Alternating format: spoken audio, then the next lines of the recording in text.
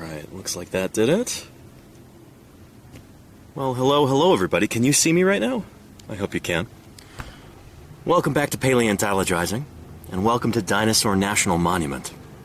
You're in for an awesome stream today. I hope you're as excited as I am. But hello, Dork Apocalypse, how are you doing? Great to see you.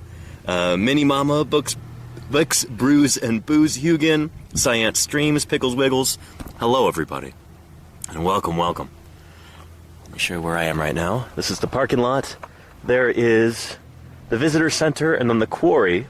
I've got to take a tram to it to get up there. Yeah, so we're going to go do that in just a moment. If anybody's watching for the first time today, or if you're watching the VOD, welcome to Paleontologizing. My name is Danny Anduza. I'm a dinosaur paleontologist. So a paleontologist is a scientist who studies fossils. I work on dinosaur fossils in particular. And I'm here outside of Jensen, Utah, right on the Utah-Colorado border, at Dinosaur National Monument, one of the world's most incredible fossil sites. And can't wait to share it with you. So here, we've got all these wonderful outcrops of Mesozoic-age sedimentary rocks. So that looks like, some of this stuff might be marine. There's marine and terrestrial stuff kind of mixed in, chock-a-block, all throughout here. But this is from about a little bit less than halfway through the age of dinosaurs. We'll be talking about the stratigraphy and everything in detail in just a little bit, but first, take a look at this. Does anybody recognize this guy? Of course it's Stegosaurus, but this particular Stegosaurus model, does anybody recognize it? We talked about this in some detail a couple months ago. But yeah, an awesome Dork Apocalypse. I'm glad to hear you're feeling better. Yeah, Ironheart, how are you doing? Welcome. Golganek, what's shaking? Good to have you here. Esther the Dreamer, ciao to you too. Welcome. Desmodus, how are you doing? And Hugh Fun, how are you? Here's great to have you here, everybody. Gorgeous gargantuans and this Stegosaurus right here, because though they died out so long ago, is the same exact one, the same exact so we model. know just what they were like. Was it the and can even 1964 sculpt them into still, New York or World's rather, Fair? extinct life. We talked all about Paleostego this 1, Paleostego 2, on this channel Paleostego 1, Paleostego 2, a couple of months Paleostego ago. 1, Paleostego 2. And holy cow, it's of course way out of date. We now know Stegosaurus looked very different from this, but just artistically, this is a beautiful sculpt. It is super well done. Despite the dragging tail, despite the kind of droopy head and neck, despite the fact that it's too chonky and not the kind of graceful stegosaur that we'd recognize today, it is still super well done. I'm amazing how it's it's kind of stood the test of time. It's been repainted many times since it moved here to Dinosaur National Monument. Originally, I think it was just kind of a dull green. At the 1964 World's Fair, at the Sinclair Dino Land exhibition.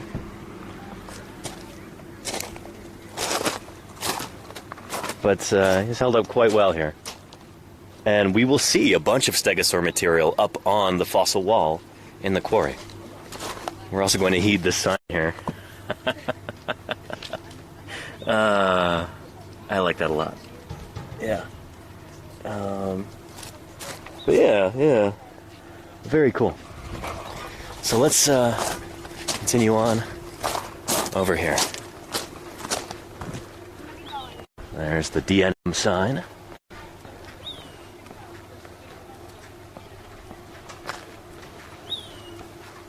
What kind of bird was that? It's not a rock wren. Who is that? Huh. Very, very cool.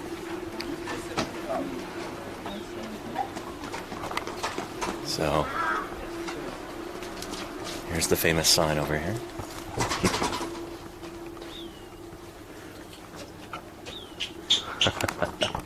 So Dinosaur National Monument, I think it was first signed into law in 1915, President Woodrow Wilson. Yeah, it's awesome that people recognized the importance of this site and wanted to preserve it for future generations. That's why we're here today.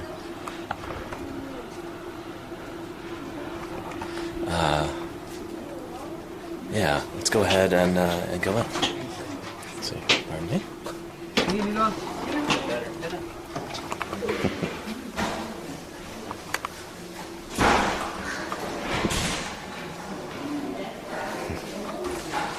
All right.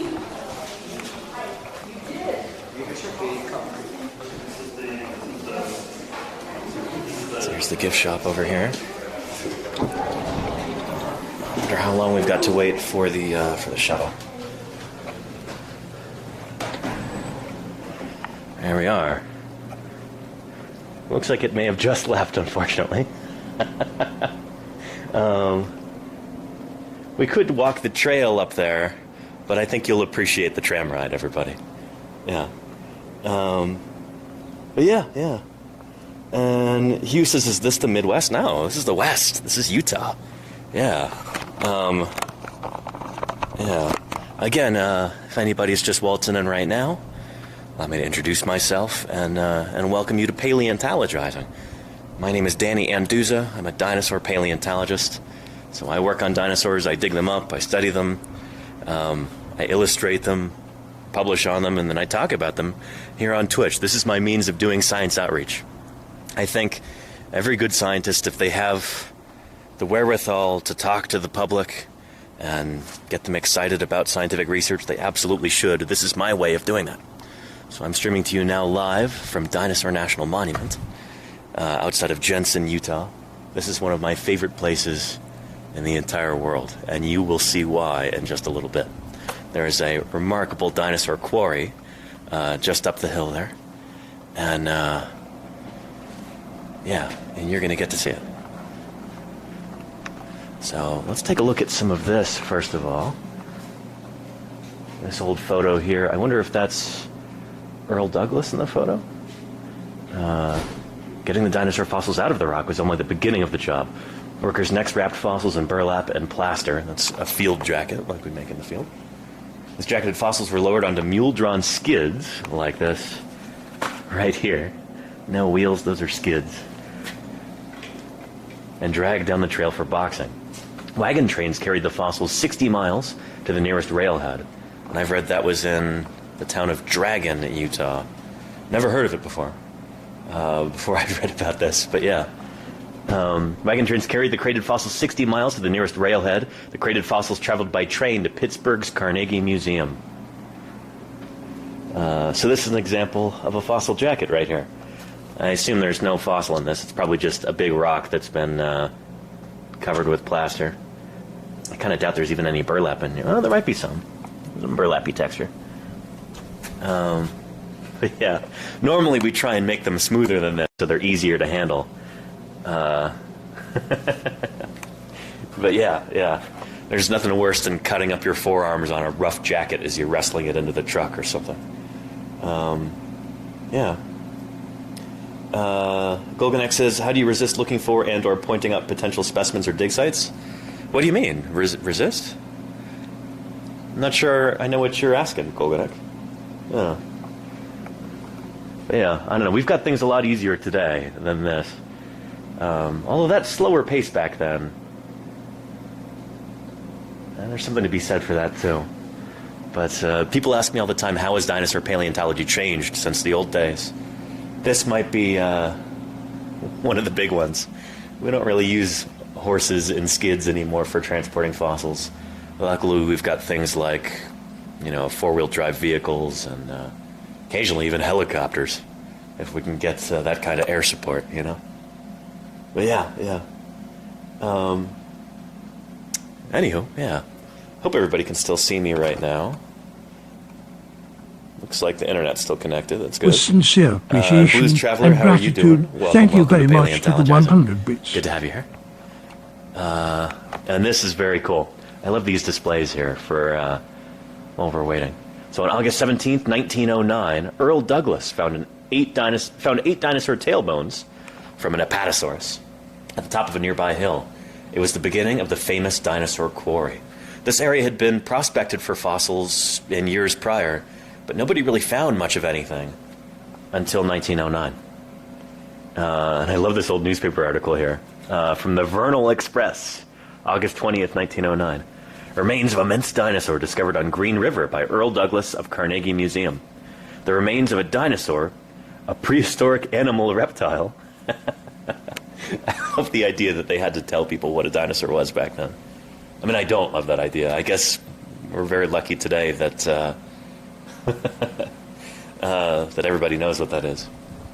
Just been unearthed by Earl Douglas of the Carnegie Museum of Pittsburgh. The discovery was made on the north side of the Green River, which is just over there. That's the river that you can see off in the distance. Just underneath that big green agricultural field is the Green River. 1 mile west of the Red Wash and about 7 miles above Jensen, Utah. The entire fossil has not yet been uncovered, but from present indications, the animal reptile. What is that animal reptile hyphenated like that? I've never seen that turn of phrase. It's really bizarre. It was 65 feet long and 16 feet high. The most immense creature that ever roamed the tropical forests. It was there in its entirety, with the exception of part of the tail, and Mr. Douglas found a few feet away where it had been washed by floods. Mr. Douglas will not remove any part of it until after next Sunday in order to give Vernal people a chance to see it. And all those who avail themselves of the opportunity will witness a show of a lifetime. It will require at least 2 years' time to remove this wonder. After the earth has been removed from all around it with pick and shovel, chisels will be used in cutting it from the sandstone. Each section will then be numbered and placed in a box for shipment. Very cool. And yeah, that's the end of the article right there. Here it is in the original paper. So little did they realize that this would turn out to be an absolutely enormous site. So those 8 vertebrae from the Apatosaurus were just the very beginning of this. Now here comes our tram, which will be taken up there. I'm going to get some water first. We'll give people a chance to unload. On behalf of the National Park Service, we hope you have a safe and enjoyable visit and that you will return to see us again.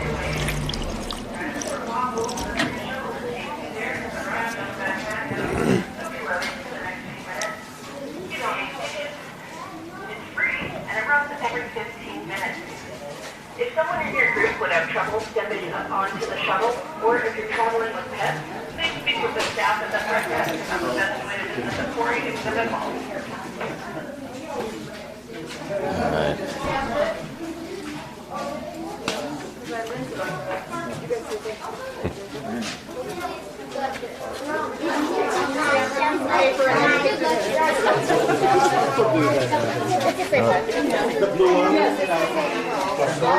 So go ahead and get on, get a seat.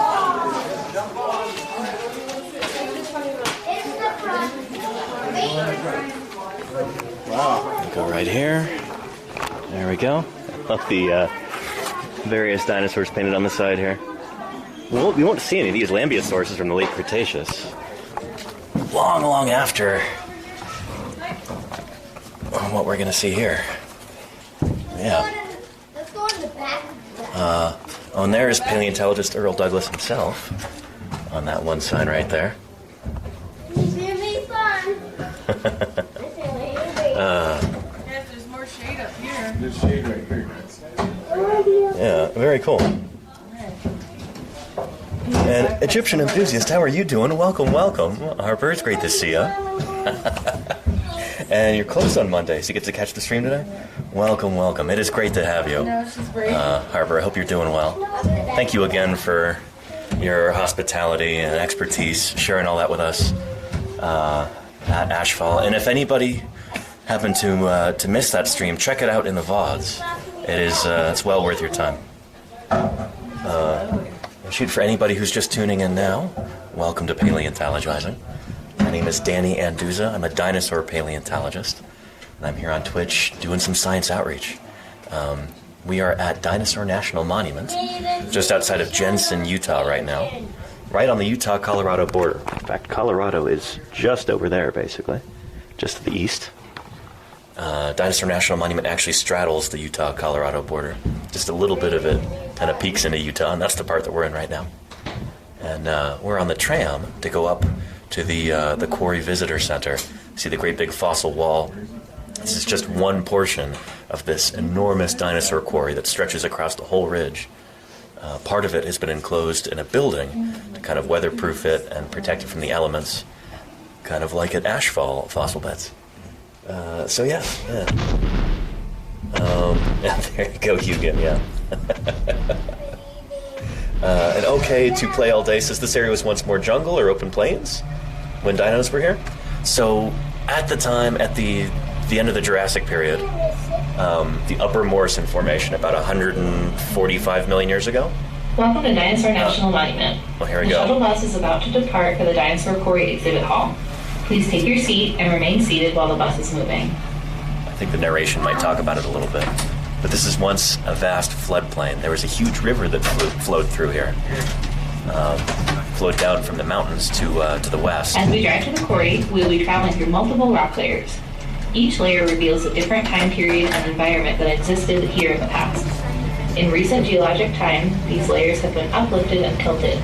Because of this tilt, as we drive, we will be traveling back in time. The first layer you see is a dramatic ridge of sandstone. Look closely at this ridge, and you may see grooves or ripple marks. The sediment here was once a sandy shoreline along a shallow sea that covered this region. Yep. Like I was saying, those are marine sediments. Yeah, marine shale. So later that seaway regressed. This area became dry land, and the dinosaurs that we're going to see along the fossil wall lived on that land.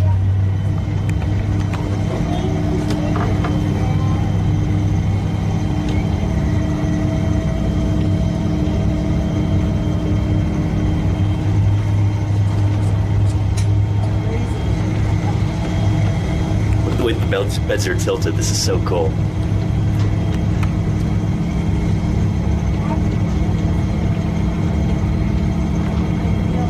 Past the gate, look for a low silvery shale set back on both sides of the road. This gray layer was deposited during a time when a shallow sea flooded this area. Try to imagine the many varieties of fish that lived here. Their scales and bones are found as fossils today.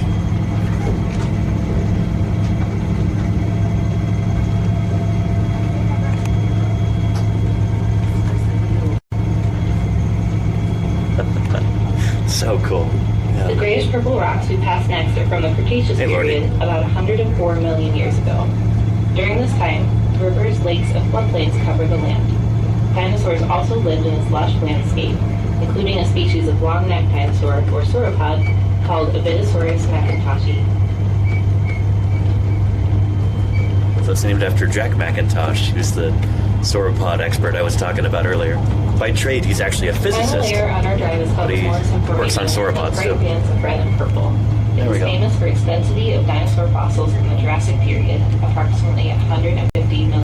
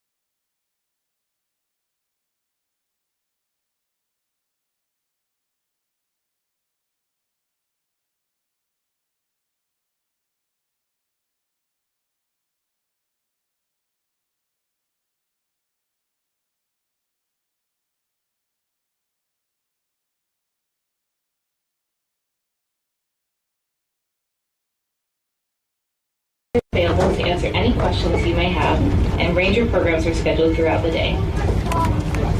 Have a safe and enjoyable visit to Dinosaur National Monument.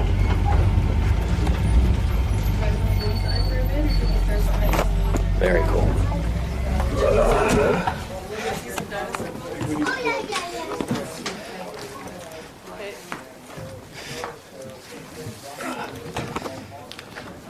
All right. Good. Let's see. I think I lost everybody for a minute there. But here we are at the Quarry Exhibit Hall. Look at this remarkable structure that's been built. Awesome. Now, signal here might be spotty. I'm going to try and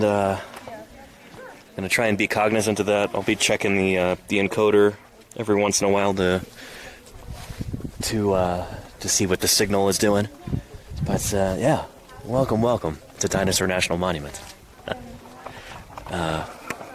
Again, if anybody is just tuning in, my name is Danny Anduza. I'm a dinosaur paleontologist here on Twitch, trying to do some science outreach. You know, not everybody gets a chance to visit places like this, so I'm doing my best to share it with you, to stream whenever I can while I'm on this big road trip going across the U.S., visiting different field sites, fossil sites like this, visiting different museums.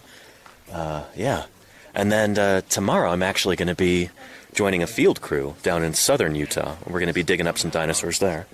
And I'm going to try and stream that too. That all comes down to whether or not the satellite internet works like it's supposed to. But anyway, here at Dinosaur National Monument, this is such an incredible place, and I'm so excited to share it with you. So, yeah, let's check it out.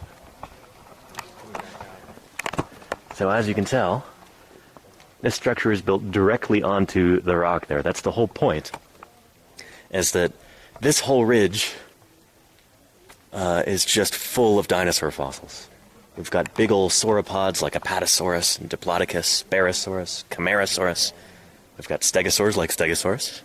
We've got ornithopods like Camptosaurus and Dryosaurus. And there's even some theropod bits mixed in here and there too. Allosaurus, Ceratosaurus, Torvosaurus. I think there might even be some Martiasaurus or Stoxosaurus in there too. So yeah. So let's check it out. Man, what a remarkable structure. This is so cool.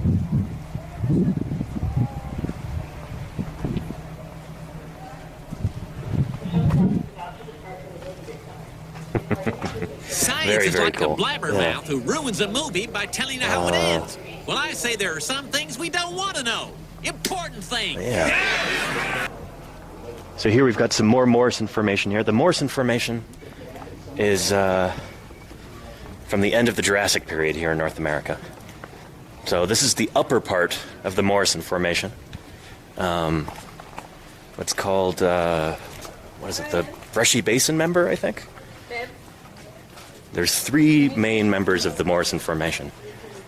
You've got the Tidwell at the bottom, and I don't think we can see any of that from here. No, not really. Behind the scenes there. Then you've got the Saltwash member, which is still the earlier part of the Morrison, but that's second up. And then you've got the Brushy Basin, and that's what we have here. The Brushy Basin has yielded the most dinosaur fossils out of all three of those members of the Morrison Formation. And, yeah. So much of what we know about dinosaurs has come from places just like this, from Morrison Formation strata. Oh, yeah. Well, thank you, Golganak. Holy cow, I appreciate you. Yeah. This is so cool, everybody. Here, I'm going to go ahead and put my mask on as we go in there.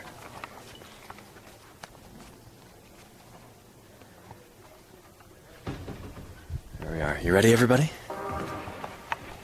This drawer contains almost all of the North American identified specimens of Troodon. Okay. Now, I checked in advance to see if friend of the show, Rebecca Hunt Foster, who's the park paleontologist here, if she was going to be here today, and she is not. She's actually, I think, off to Texas today, she said. And Ashley Ferguson, a friend of mine from Montana State, who works here at Dinosaur National Monument now, she's out doing fieldwork right now, so we won't run into them, I guess. But I've got a feeling we might run into Rebecca later on in the summer while we're out in the field. Anyway, let's go ahead and open the door, and there we go. Hey there, how's it going? Very, very cool.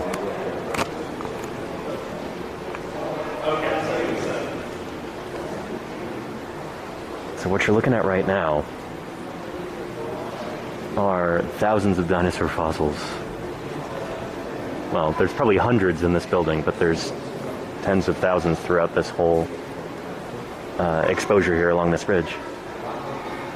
Still embedded in the rock, where they were laid down about 145 million years ago. I hope you can see okay, everybody. But this is truly remarkable. Just exquisite. You can see why this is one of my favorite places in the world. Just astonishing. So, let's try and set the stage. So, well, maybe we'll do that when some more people pour in, actually. Because I'll be getting all kinds of questions about how did these fossils form? Why did these dinosaurs die? That kind of thing. We won't get to any of that quite yet. And this is sandstone. Okay, to play? Yeah. Yeah. A fluvial sandstone. So this is deposited at the bottom of a river. Yeah. And isn't that awesome? Right? Yeah, yeah.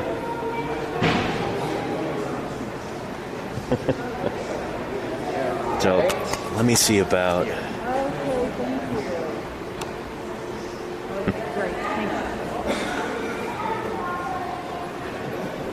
I brought my own laser pointer today. I'm not sure if I'm going to use it. I don't want to be obnoxious.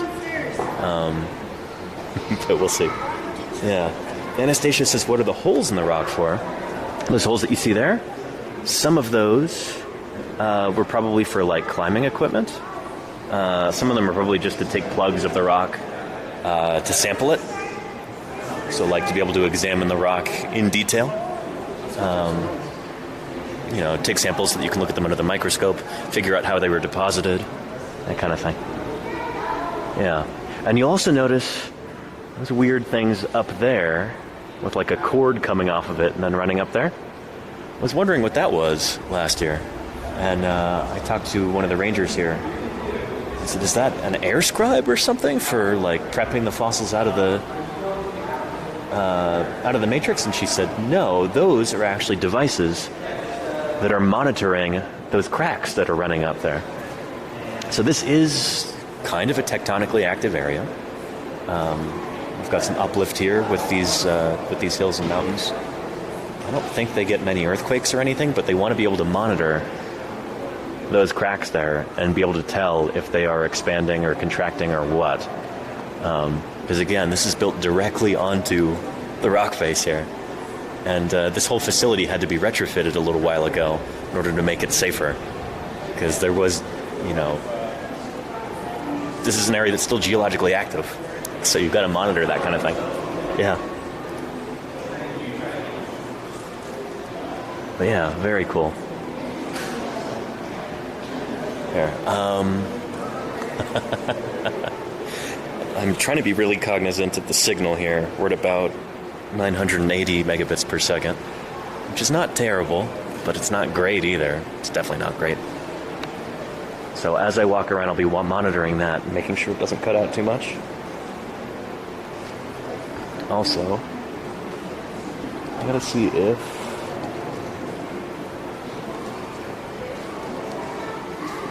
maybe we can get Wi-Fi here.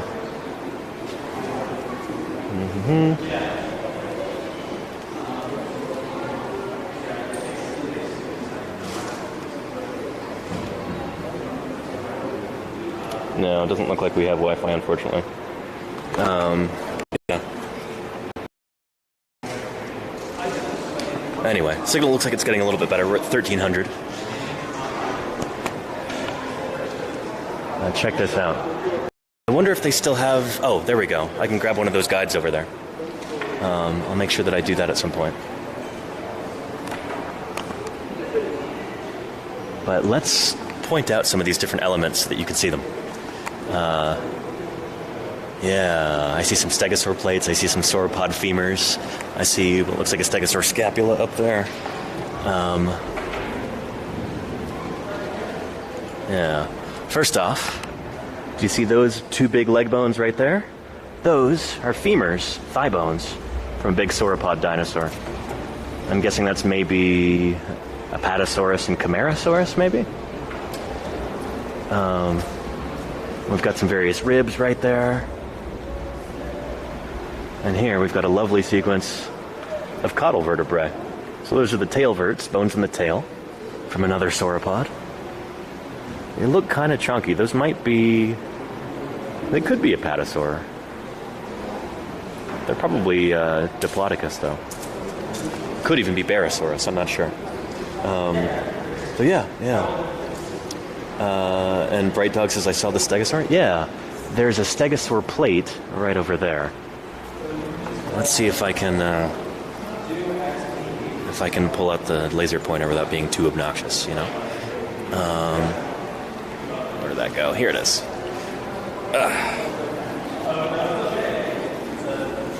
There we go. So, we've got a stegosaur plate. We've got a few actually up there, but look for the green dot. It is right there as a stegosaur plate. Now, there's a whole jumble of different bones here, but there's something really interesting going on taphonomically. We don't have a lot of small elements of dinosaurs here, and we don't really have very many small dinosaurs represented either. There's something interesting going on in that most of these dinosaurs are relatively large. In the Morrison Formation, one of the most common dinosaurs is Nanosaurus, which based on its name you might guess is pretty small. It's a little beaky plant-eating dinosaur, one of these little two-legged ornithopods.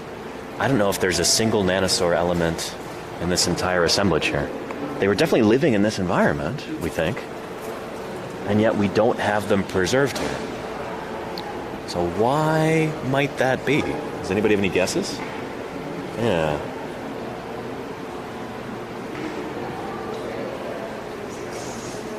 Let me know if you do. Oh, this is so neat. I spy another stegosaur plate right there. Basically, any big flat thing that you see, unless it's an ilium or a scapula, it's going to be a stegosaur plate. It could also be a coracoid, I suppose, but yeah. Very, very cool.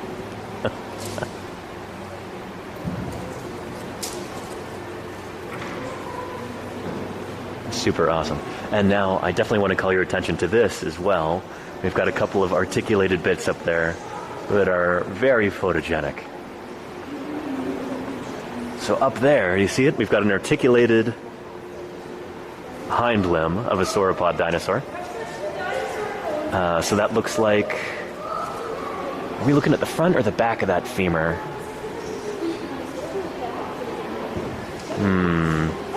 I think we're looking at the front, which would make that the right leg of a sauropod dinosaur up there. Very, very cool. Yeah. Looks so much smaller on camera. Yeah, Egyptian enthusiast. This is a wide-angle lens, and so I don't have a zoom or anything on this. This is a Sony Action Cam, so it does make things look a little bit smaller, but it captures a wide field. So hopefully it's giving you an idea of, like, I don't know, hopefully you can see a bunch of this at once, but it's not great for focusing in on individual things. But let me just go ahead and show you with the laser pointer the hind limb there of that sauropod. Let's see. It is right there. So there is the knee. There's where it would articulate with the hip. Then we've got tibia and fibula. There's the ankle and the foot right there. So this was a sauropod hind limb.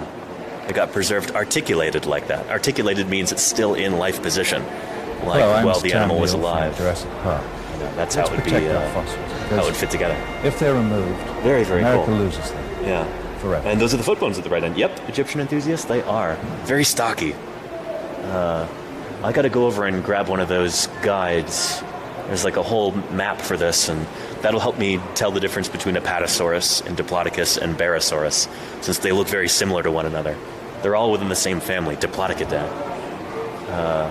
So they're all relatives of Diplodocus. But another really cool thing that I don't want you to miss is right there. We've got an articulated head, there's the skull, and the neck vertebrae going up of a Camarasaurus. So let me show you that right there. There's the head, and there's the neck going up. And you can see those teeth in there, and the eye socket. That is truly extraordinary. One of the most photogenic parts of this whole wall is that Camarasaur head and neck. So Camarasaurus is the most common dinosaur in the Morrison Formation.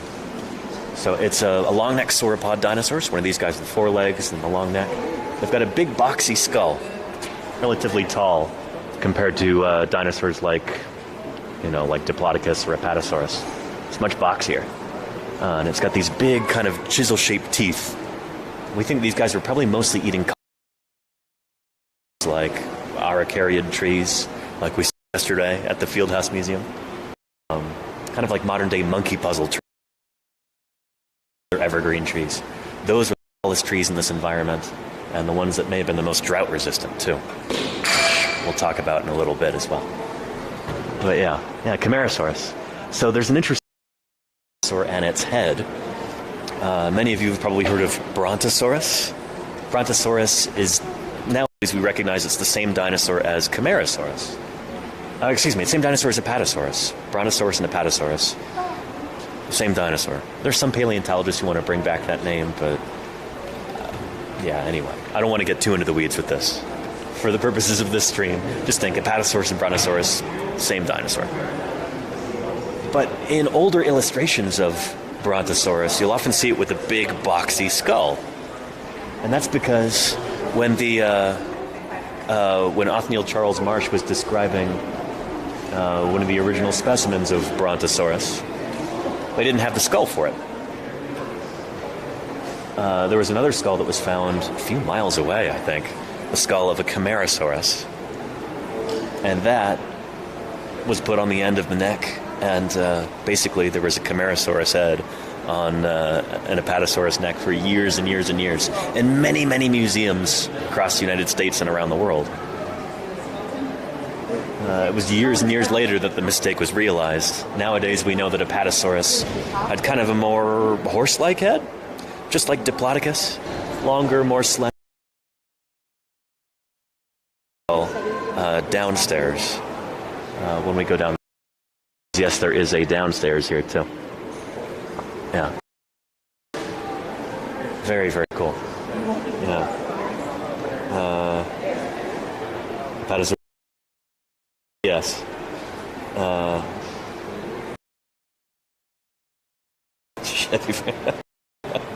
Camarasaurus. Yep. Oh, Camarasaurus. The name means chambered lizard. Because of these big hollows in the skull, those big fenestrae there, and I think maybe hollows in the vertebrae too. I think it's based on the skull, though. Somebody can look it up. Camarasaurus means chambered lizard. I think that's in reference to the big fenestrae, those big openings in the skull. Yeah. Very, very cool. Here, let's go ahead and grab a quarry map over there. I brought some dollar bills because I think it costs $1. Let's see here. There we go.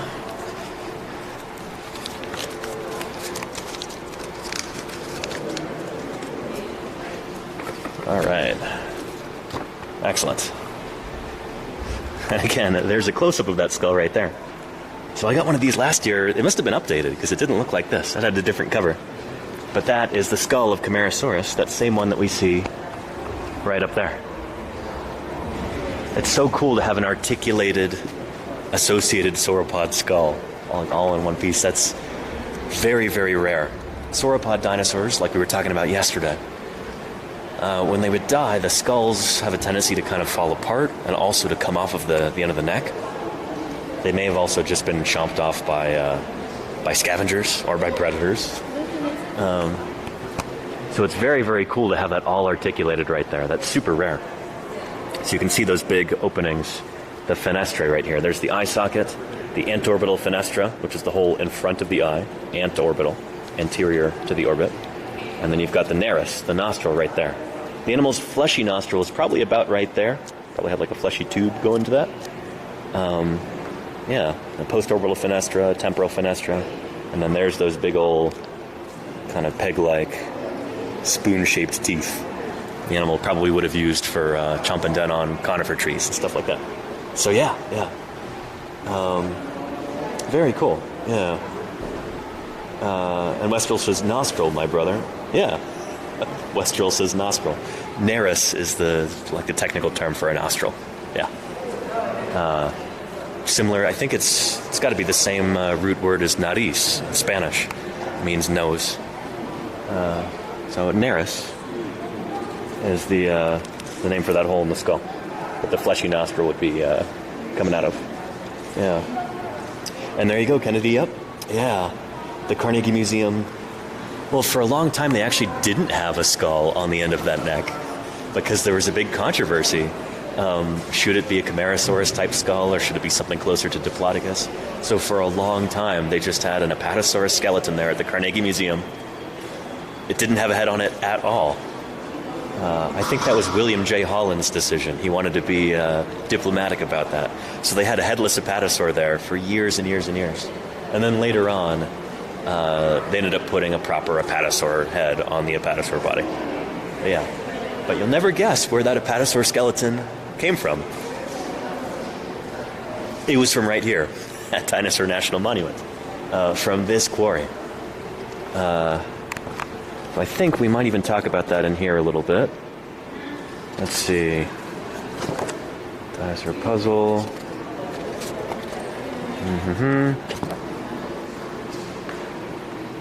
This is so cool. So there's a guide to all these different bones. So this is going to be invaluable to me, being able to tell apart Camarasaurus, Apatosaurus, Diplodocus, and Barosaurus. They all have generally similar shaped bones.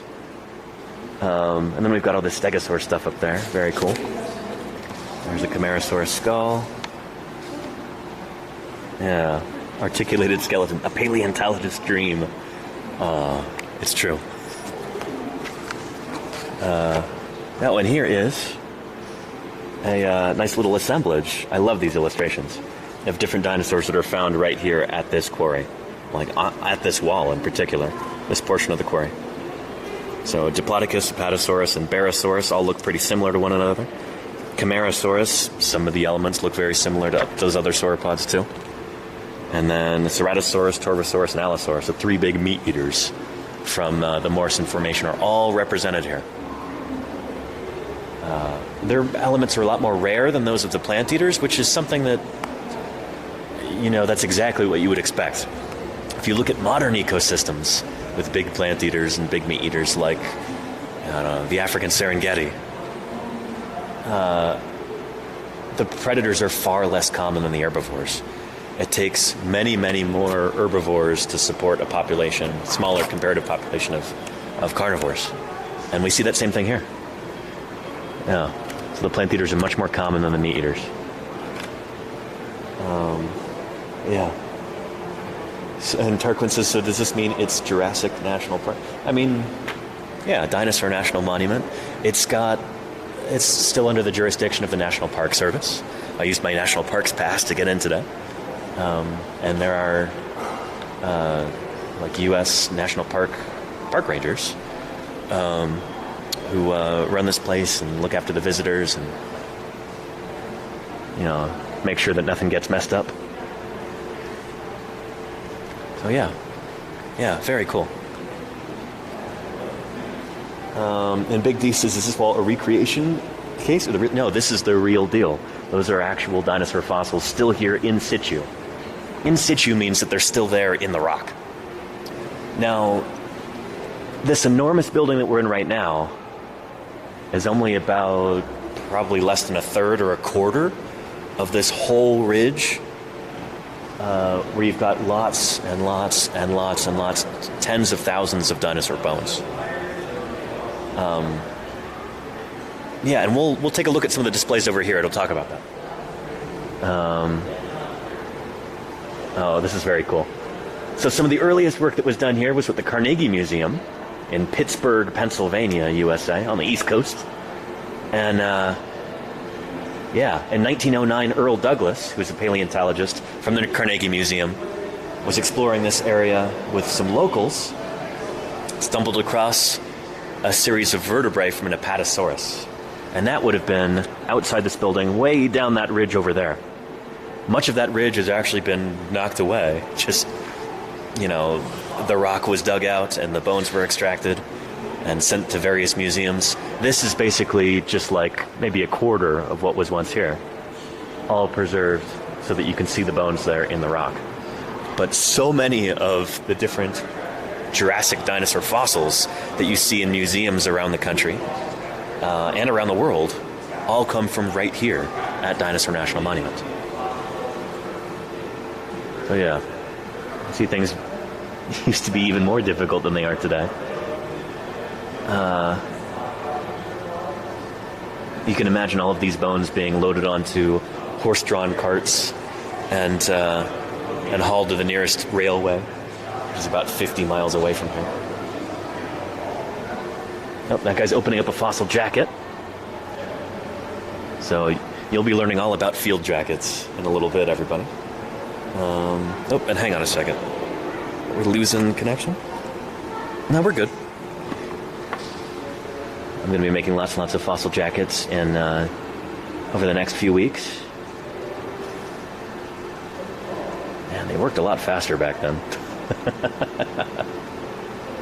But yeah. Very cool. Here. I'm going to put my mask back on, and then we'll talk about the fossils from the other end of the ridge that have been extracted and then shipped to various other parts of the country. And you'll recognize some of these specimens, one of which we actually saw 2 days ago.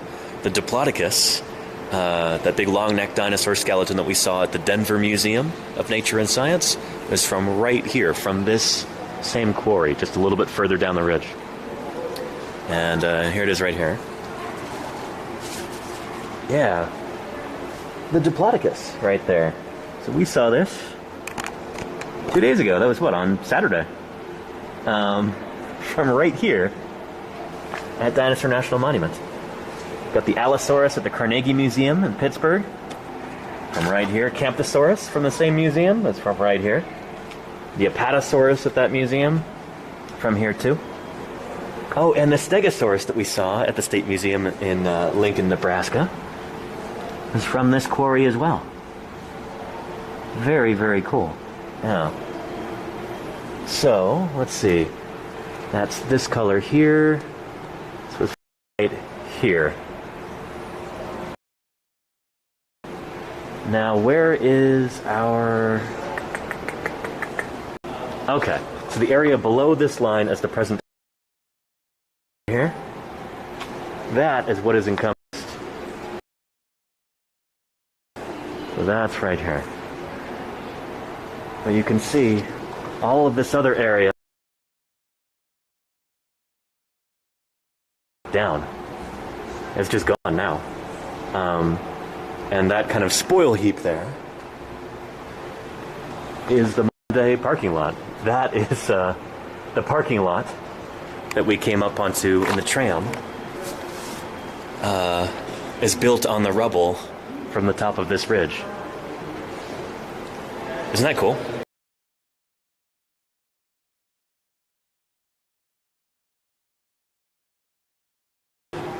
And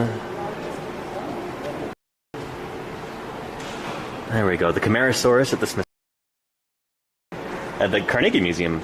Camarasaurus is also from here too. I'm not sure why they don't. We've got stairs. Maybe that's why they don't show it here. The Barosaurus in Toronto is from here. Dryosaurus in Pittsburgh is from here.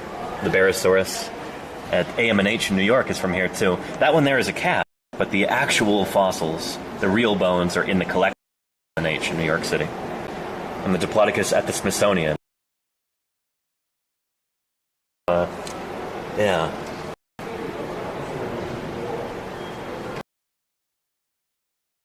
Quarry has given.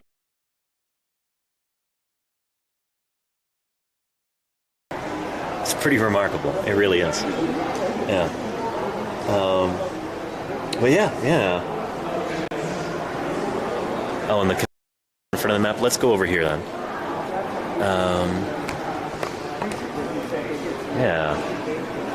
So who first studied the dinosaur fossils here? Earl Douglas. There's the paleontologist here. So yeah. And to leave some of this stuff here in place for local people to be able to come and see for themselves. I love that. As somebody who does science outreach full time, that's the kind of thinking that I wish more scientists today had. Do you have any idea about it, Danny? Being able to draw the already. public in Time and flies. show them how this stuff works. You know, there's something so valuable about that. And Zinthaus, holy cow, 9 months already. Time flies. Yeah, thank you so much, Zinthaus, for the support. Really appreciate it. Ooh, connection's not great right there. Let's go back right here. Let's see if that improves matters. There's a bunch of people coming over, so I'm going to put my mask on.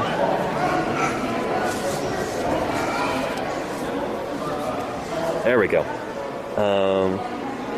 But yeah, oh, and science, Belen, holy cow. You're doing that. You're making a positive difference in that regard, so thank you. Oh, somebody's putting the green laser on the Camarasaurus skull. This is so cool. Yeah.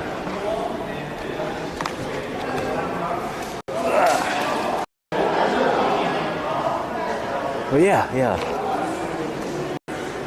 So let's see if we can different critters here. Here, I'm gonna move to a. Is our connection spotty? Is that better or worse? I'm trying to figure this out.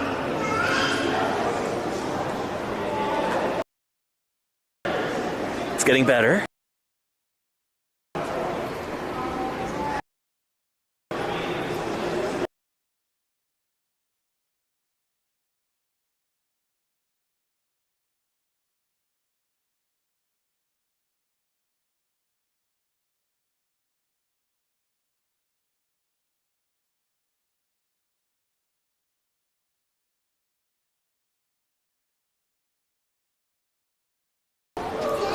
Okay.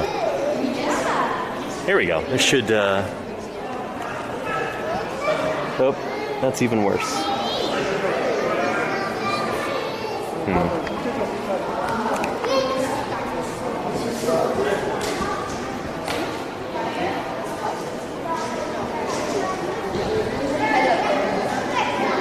There we go. That's a little bit better. I think maybe if I back up, that might help too. Yeah. Okay, there we go. Weird, right by the railing. Maybe the railing's acting like a Faraday cage or something. Because if I back up from the railing, suddenly the signal gets, you know, we're at 1500 instead of 400 now, which is good. So yeah, let's take a look at some of these things. We'll start off, let's see, west to east. 1, 2, and 1, 3. So yeah, this is the very end over here, right? Yep. There we go. Yep, excellent. Okay, so let me pick out a few of these different things for you here.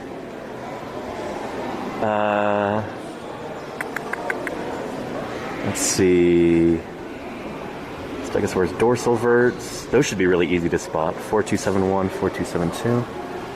4271, 4272.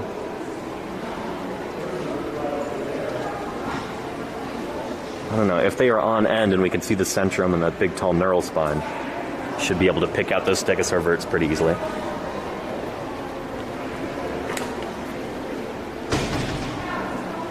Let's see if the signal holds.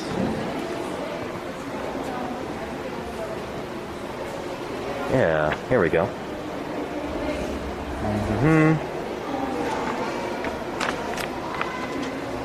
I'll take off this before I overheat.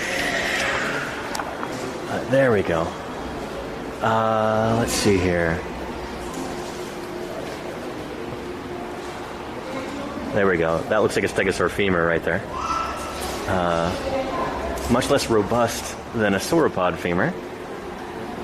It's got that big old articular process that goes into the hips right there. And then that might be our Allosaur ilium right there too. Let's see. It looks very theropody. That would be 4741. Let's see. 4741. Yeah, Allosaurus right ilium. Bingo. Let me point at that for you so you can see it. So, right there is the ilium of an Allosaurus. The ilium is one of the upper hip bones. So you can actually, if you run your hands down your spine and then go out to your hips, those ridges that you feel on your hips to the right and left of your backbone, those are your iliac crests. So that's the same bone in Allosaurus right there. Very, very cool. You've got some big old sauropod ribs and some sauropod scapulae. That right there is a scapula, a shoulder blade, presumably from a sauropod dinosaur. Let's see if we can figure out who that is. Let's see. That would be this right here, 3250 or 3524. 3524 Camarasaurus left scapula. So that is the left scapula, left shoulder blade of one of these guys, Camarasaurus, the most common dinosaur in the Morrison Formation. And there is a lovely depiction of it right there, a lovely sculpt. This is so cool. This is such a simple thing, but it's such a neat addition to that, yeah. Very, very cool. I love that they've got U.S. park rangers in there for scale. Pretty neat.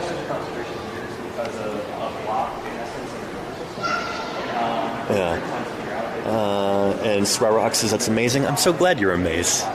I'm so glad you're enjoying this like I am. I also see a stegosaur plate sticking up there. Take a look at that. You see this sticking up right there? That is a stegosaur dorsal plate. So, probably one of these plates. Maybe around the hip. Yeah. Very, very cool. This is so neat.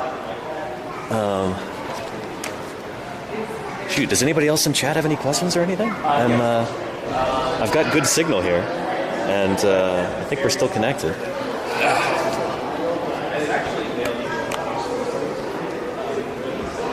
Very, very cool. Who are those vertebrae from right there? 4805, 4804. Camarasaurus caudal vertebrae. Those looked like caudals to me. So here is actually a string of articulated vertebrae right there from Camarasaurus. Vertebrae from the tail. Those would be distal caudal vertebrae. So those are vertebrae toward the end of the tail. That's why they're kind of small. Oh, very, very cool. Yeah. And Rattlegore, thank you so much for the 3 months. Really appreciate that. Yeah. And does the National Park Service do digs on site? Asked Minnie Mama. There are some that are done.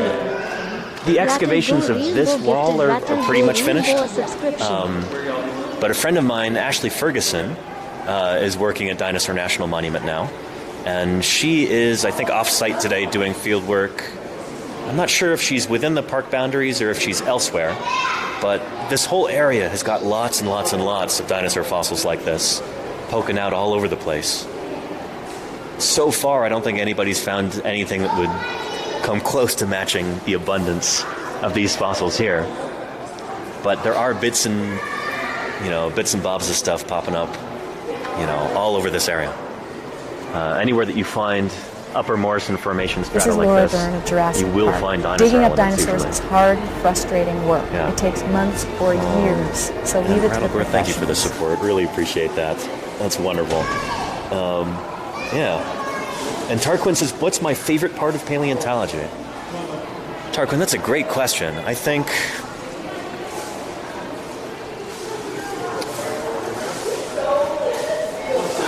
That's a tough one, but I'd say probably sharing this with other people, you know? That's why I do what I do.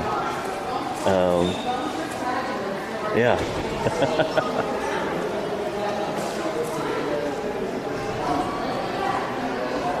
Very cool. Hey there, how's it going? Hi. Just wondering, is Tiff in today? I believe she is. She is? Okay. Yeah. Can I ask who's asking? Yeah, I'm a dinosaur paleontologist. Okay. I talked to Rebecca to see if she was going to be here today. Okay. She's headed down to Texas. And I think Ashley is gone today, too. I used to work with Ashley back in Montana. Okay. Gotcha. Yep. But yeah. Hey guys, feet on the ground. Sorry, I don't mean to distract you. That's okay. Probably a quarter Of what you do here. Yeah. But yeah, I believe Tiff's down at the visitor center. Oh, okay, cool. Yeah, I ran into her last summer when I was here. Okay. And it was really cool talking to her and everything. Yeah, I don't know. She might be up here later. I'm not positive. Okay. Yeah. Cool. Yeah. Do you have any kind of background in paleontology? My major was in environmental science. Oh, very cool. Okay. I've taken a big interest in the geology of the region, or the Colorado Plateau, but not specifically paleontology. Gotcha. Background in it. Cool. Yeah, I worked at a park that had a fair amount of Morrison Formation. Nice. Capitol Reef. Yeah. Oh, very, very cool. Capitol Reef, yeah. Not a ton of paleontological research out there, though, from what I understand. Interesting. I'm trying to remember surrounding areas, but Is it like a different kind of depositional setting than this? This is all fluvial, right? Well, the Morrison here is, yeah. I mean, the dinosaur specifically would have been flushed downriver and everything. The sediment would have been channeled that way. I mean, like here, we were looking at an antipline. Capitol Reef in entirety is a monocline. Oh, really? Oh, okay. So, gotcha. Yeah. But I mean, a lot of similarities in the formations. Instead of nugget here, they have Navajo sandstone, but it's equivalent in essence. Morrison, Cedar Mountain, Chinle, Moenkopi. Yeah. Which, of course, have some interesting fossils in them, too. Oh, yeah. I'm going down to the Cedar Mountain tomorrow, actually. Going to be digging there with Don DeBlue and... Yeah, there's some interesting things to be found there, it seems. Definitely, yeah. Very excited about that. Most of my work has been up in the Cretaceous in Montana. Okay. So it's... Cedar Mountain's still Cretaceous, but it's early Cretaceous, a lot earlier than I'm... Exactly, I mostly did Hell Creek and Judith River and that kind of thing. Hell Creek is probably, that's the big guy, Yeah, that and the Morrison, yeah. Anyway, thanks for talking to me. I appreciate it. Of course, yeah. Oh, very, very cool.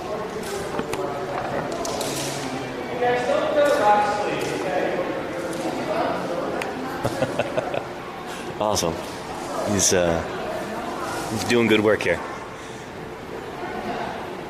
So cool. Anyway, let's see how our signal's still pretty good at this point. Excellent. Let's see if we can spot some of these other interesting things here. Let's see if maybe we can find some ornithopod material. Because we haven't really had much of that at all yet. Camarasaurus. We're looking for Camptosaurus. There we go. Camptosaurus caudal vertebrae, 5090 to 5093. Oh, and those are going to be right down there. We'll get a much better view of those when we go downstairs. Cool. Let's take a look at some of these displays before this big throng of people comes through. And let's hope that our signal holds out. We've got all kinds of cool historical photos. You can see how the visitor center and the quarry wall used to look much different before it was seismically retrofit. Yeah. And is this book in PDF format online? I'm not sure, Peppercat. You should do a Google search and see if you can find it. A Guide to the Fossil Bones at the Quarry Exhibit Hall. You can get it for $1 here, which I did. I bet you there's a PDF available online somewhere. Yeah. But yeah, Raw Moto, I agree. Yeah. Yeah. When kids misbehave at a place like this, it's like those kids who were throwing rocks. That's not great. But yeah. So there we go. This is what we're talking about here. Here's the modern quarry right here. I hope you can see that okay. And then this is the historic quarry all around. And so much of this rock has been taken down out with the fossils. And the spoil heap was way down there, and that now forms the foundation of the parking lot, which we came up onto. So the Carnegie Quarry was once much taller and wider. As the sandstone ridge was excavated, the locations of fossilized bones were recorded on maps. Using the map below, designed by a team of interns over the summer of 2015, discovered just how much things have changed over the last 100 years. There we go. From 1909 to 1924, several hundred tons of fossils were collected from this location and sent away to museums and universities across the country. So that's the historic quarry here. The modern quarry is the ridge that we're on right now. So yeah, bones revealed from the early 1950s to the early 1990s. Excavation focused on removing just enough rock to expose over 1,500 fossils. And that's what you're seeing right here. Yeah. Here, go off in this direction a little bit more and we'll get our, see if we can pick up some more signal here. There we go, that's improving.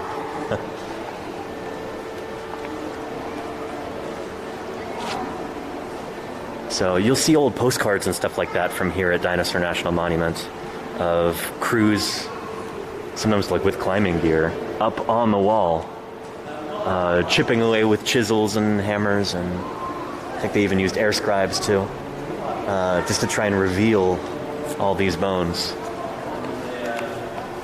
for the benefit of the viewing public. Using the laser pointer up there again. Yeah, Ranger just said it's probably the best tool to have here in the quarry, is that laser pointer. Yeah. Very, very cool. And 1,500 bones, Golganek. Yep. Pretty extraordinary. So you might be wondering, why do we have so many dinosaur fossils in one place? And why are they all jumbled up like this? Some of them are articulated, like you've got that articulated Camarasaur head and neck up there, and that sauropod hind limb. But so many of the rest of these are just completely disarticulated, jumbled around all over the place. What is going on? And why does it seem that almost every dinosaur that you have here is a large one? There were smaller dinosaurs that lived in the Morrison too. Dinosaurs like Dryosaurus, Nanosaurus, little theropods like Ornitholestes and stuff like that. Why don't we find them here? Why is it mostly the smaller stuff? Well, this sign here talks about it. First, you got to understand the climate and the environment of the Morrison Formation. When these dinosaurs were walking around, this is a huge floodplain here in eastern Utah. So a floodplain is an area where it's like mostly wide, flat ground. You might have a few low hills and stuff like that, but it's an area that rivers run through and it frequently floods. So like the Mississippi Delta is a great example of a floodplain. And there was a lot of seasonality here. It seems like things would fluctuate really heavily between really wet season and then prolonged droughts, prolonged dry seasons. Almost kind of like the African Serengeti today.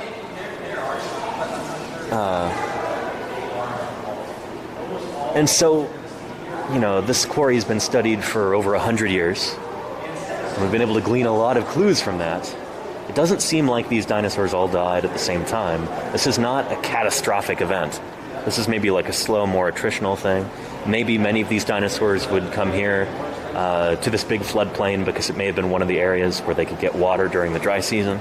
Or maybe during a particularly significant drought, this dried up, and then many of them died of thirst or died of starvation during this super long, prolonged drought. And this may be several drought cycles that are represented here.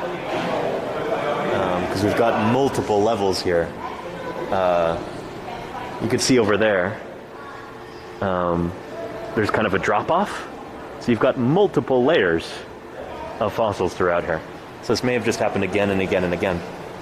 So animals died during a drought, and then later during the wet season, you've got these torrential rains, the river comes back, and then it just carries all of these bones, jumbles them up, and buries them in sediment. That seems to be what's going on here. So I hope that makes sense. Yeah. And Mini Mama, wait, somebody was asking about, and OK to Play says the wall was horizontal? Yeah, so anytime that you've got mountains in a place like this, that's a result of geologic uplift. So there's some thrust faults in here that actually shunted the rocks up in this direction, kind of put them up on end. And so that's what you're seeing right here. So this all used to be flat before it was uplifted. Very, very cool. Yeah. And Golganex says, would histology indicate dehydration? Probably not. I don't think our powers of histology are that advanced at this point. Yeah. So just looking outside, you can see that tilt. Look at that ridge right there. That all used to be horizontal, and it's been tilted upward like that. It's the same thing going on here. This all used to be flat. It used to be, completely horizontal, and it's been tilted up like this. Very cool.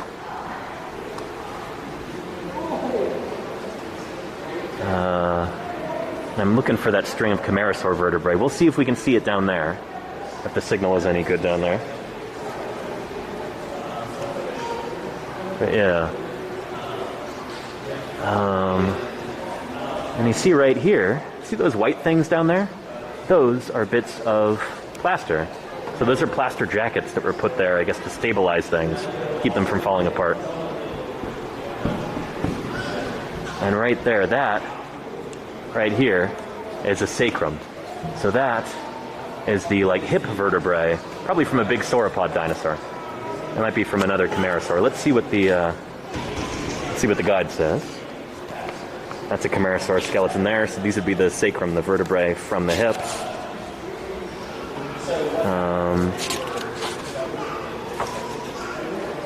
Let's see. So that would be this right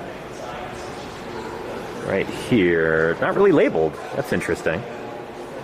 Huh. I think it just got cut off. But yeah, looks like probably a Camarasaur sacrum down there.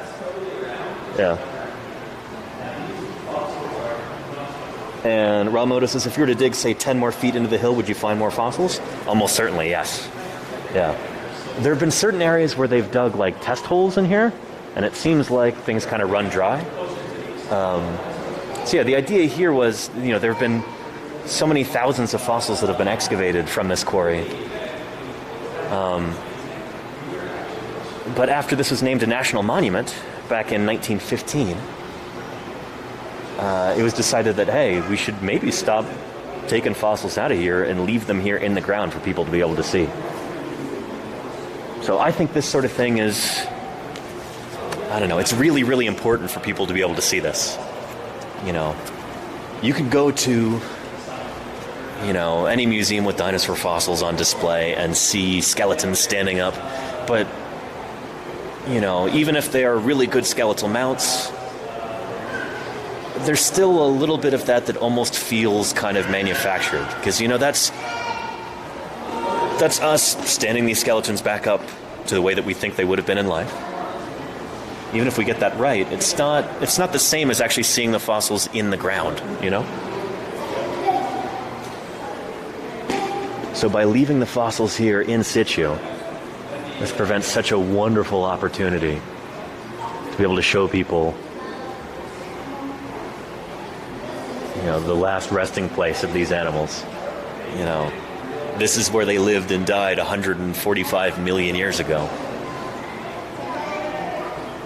And you get to see it with your own eyes now. So it's not tidied up and polished and with a bow tied around it like at museums. This is how we actually find fossils in the field. So you get to see all that wonderful natural messiness, you know, these fossils all jumbled up. And there's something really special about that. There's something really special about that. Trek Nerd says, in-ground displays remove human interpretation. Yeah, to a certain degree, yes. Yeah. I mean, there's still some choices that are made. Which bones do we leave in the ground? Which do we take out? That kind of thing. But just like the mammoth site that we saw in South Dakota, or just like ashfall fossil beds in Nebraska, it shows you the real deal, you know, how things were actually, you know. This is where these bones have been for 145 million years. Pretty cool, yeah. Most extraordinary group. So, and again, I think that's really important for public outreach. Hey, there's a real sense of wonder here to be able to say, hey, this, apart from the uplift and the tilting, this is unchanged for 145 million years. But also, sometimes you get kind of, you know, cynical people who come into a museum and they go like, well, how do we know that? Or how do we know this? Or, you know, how much of this is real? And those can be legitimate questions, but people like that, when confronted with a fossil wall like this, you know, they tend not to have the same objections. So I think both of those things are really important. Having curated fossil displays with mounted skeletons and stuff like that, that totally has its place, 100%. That's really important. But having something like this too, I think can be equally important. Now, here comes the tram again, up the hill. And yeah, I don't know, I love that this is, to me, this is like it's like a cathedral, you know? You have this grand building put here on this hill. Exactly. And I certainly wouldn't want our species to end the same way. You know, to help people appreciate the natural history of this area, to help people appreciate these animals that once lived here 145 million years ago. You know, but in a way, this is almost like the opposite of a cathedral. This is not something built to celebrate human ego. This is not like one of those medieval cathedrals where, you know, where they had to knock down an entire forest to get the wood to build it. No, this is not, you know, human hubris at war with nature. This is a celebration of nature. This is like a cathedral that is built here onto this hill to preserve it for future generations and celebrate the wonders of the natural world. It's so special.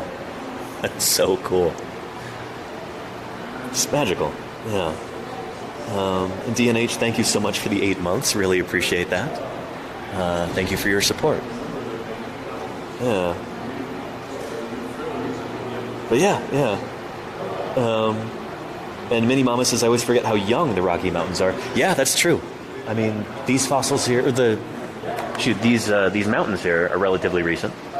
So again, this was all flat. This was, you know, flat as a pancake during the time that these rocks were laid down, and they were later thrust upward like this.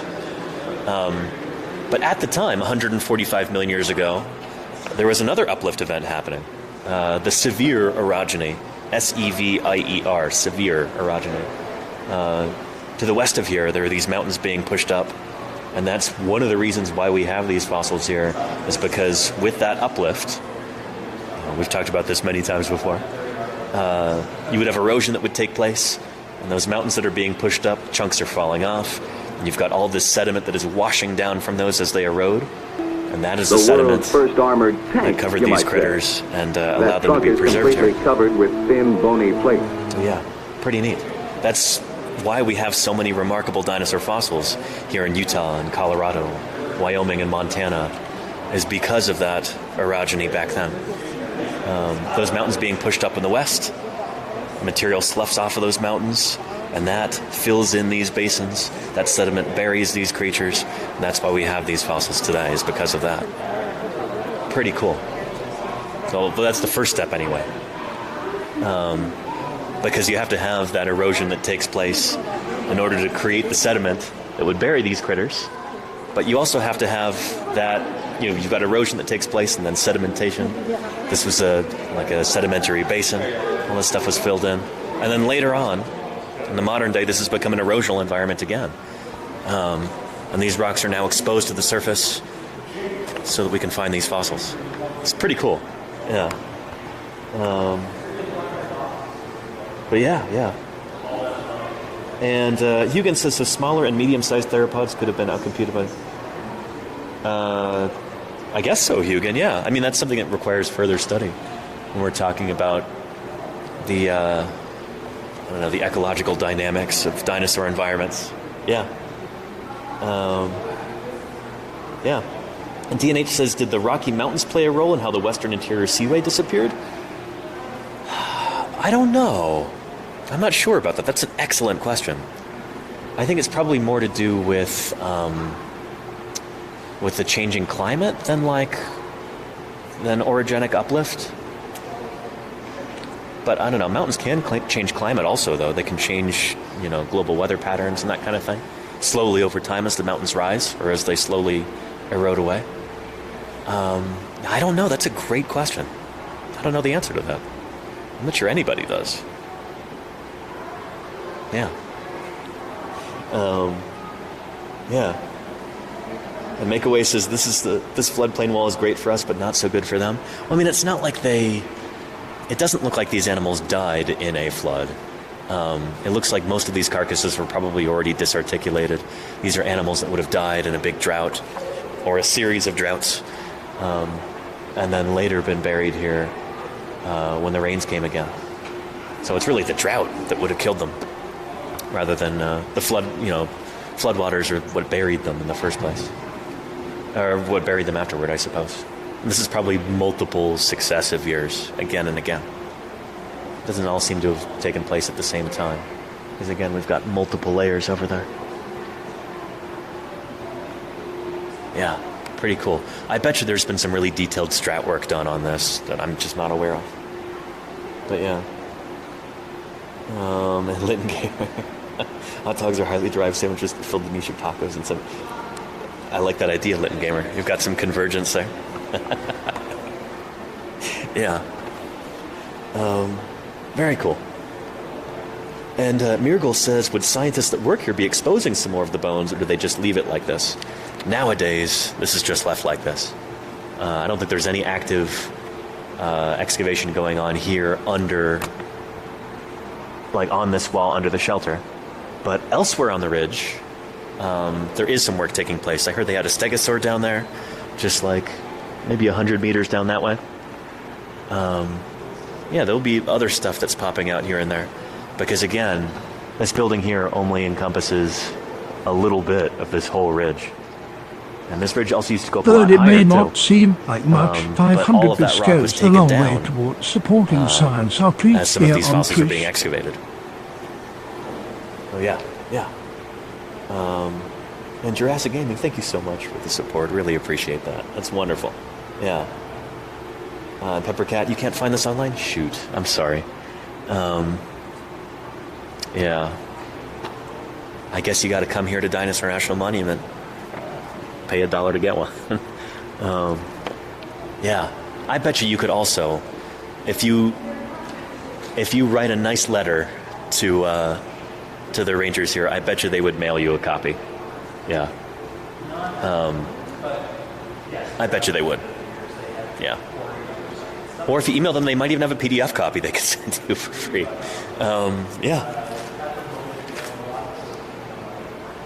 I'll ask the ranger over there and see if it'd be possible to get an online copy if he knows about that.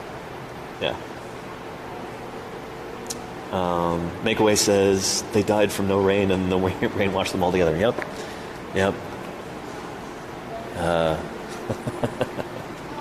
As they prayed for rain a little too hard. DNH says, I wish I was there. Yeah. pretty awesome being here, I gotta say. We'll continue down there in just a little bit. Hopefully the signal holds. This is Laura Dern of Jurassic Park. Digging up dinosaurs is hard, frustrating work. It takes months or years. Chuck Mitchell, I'm glad this little area is preserved, but far more glad that knowledge is still being sought in the general area. Yeah, for sure. I mean, those of you who were here last May might remember the on-air interview we did with Rebecca Hunt Foster, who is now the park paleontologist here at Dinosaur National Monument. Yeah, she works here in education. She does field work. She makes decisions about how to preserve this site for future generations. Yeah, and she publishes too. She's also, a working paleontologist in that regard, publishing work to further our knowledge of these animals. So yeah, very true that knowledge is still being sought in this general area for certain. Yeah. And cool, Peppercat, very cool. Yeah, this is a great place to visit. It really, really is. Yeah.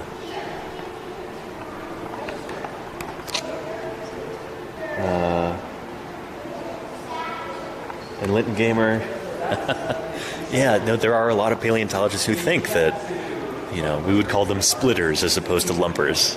Who think that, like, any small variation in skeleton represents maybe a different subspecies or a different species or a different genus. People like Emmanuel Schopp, who works on sauropods, would fit that category. Where he thinks that any variation that you see in different sauropods is taxonomic. It's phylogenetic rather than individual variation or ontogenetic variation or stratigraphic variation. So yeah. So it's an ongoing debate, Blitten Gamer. It is, yeah. Definitely one of your favorite national parks. Me too, Hazanku. I would say this is my favorite. And I've only ever actually been to the quarry here. I haven't even explored the rest of Dinosaur National Monument. There are, miles and miles and miles of awesome landscapes out there with the Green River running through it.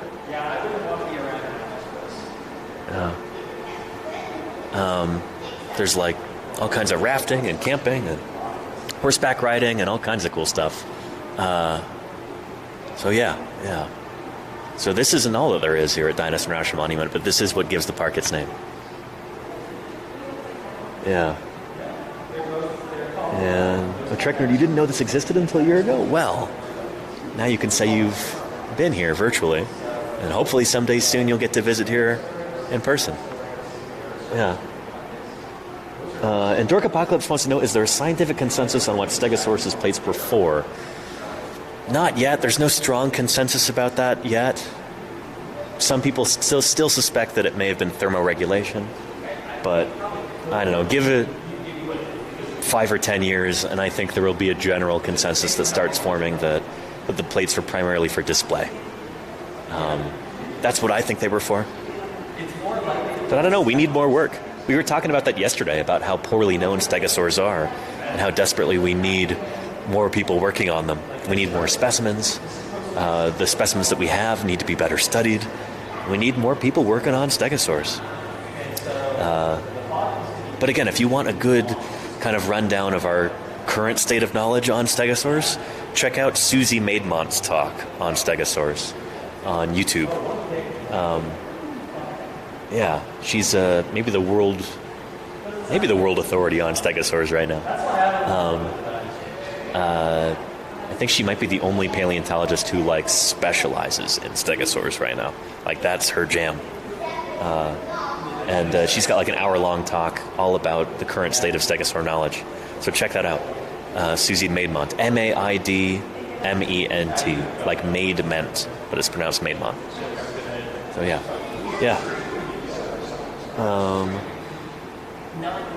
But yeah. And whereas what John Billionaire could buy his, he will found the museum. I'm not sure what you mean, Horaz.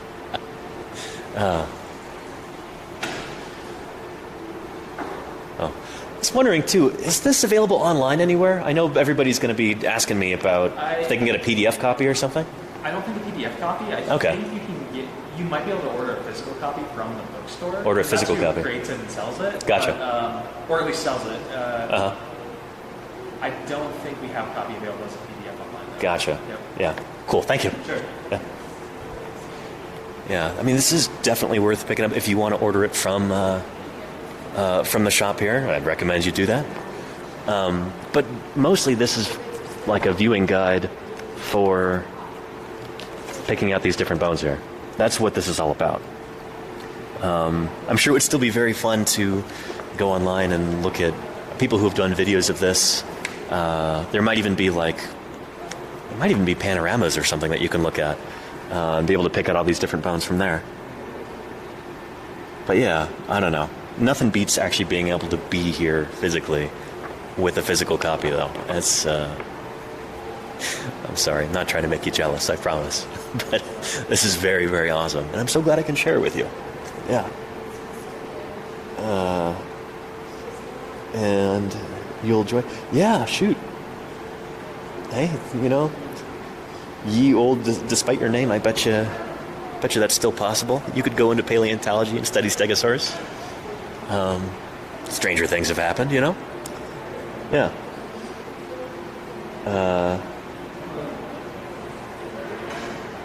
But yeah. Very cool.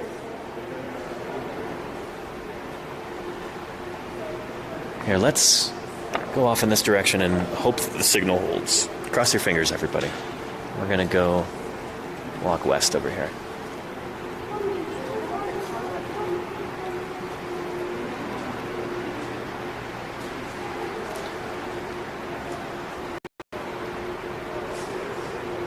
All right, signal is dropping.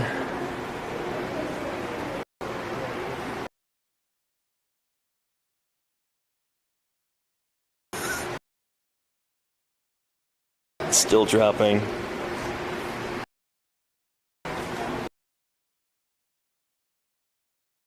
Ooh.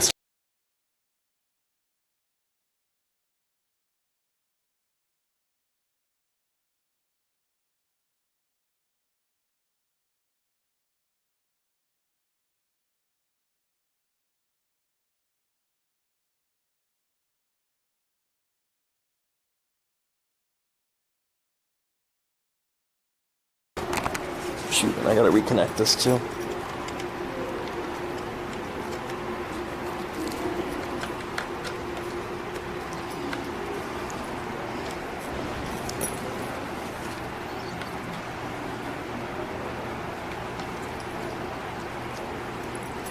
There we go. Okay, it's getting a little bit better.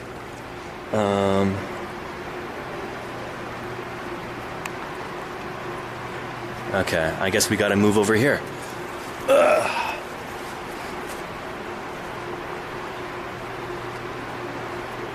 Okay, that's improving things. Maybe we'll get to a spot. There we go. We're over 1,000 now. I think that'll be okay. Let's see. Let's check this out. What bone is that? One zoomed in. Oh, this is super cool. Okay. Continue.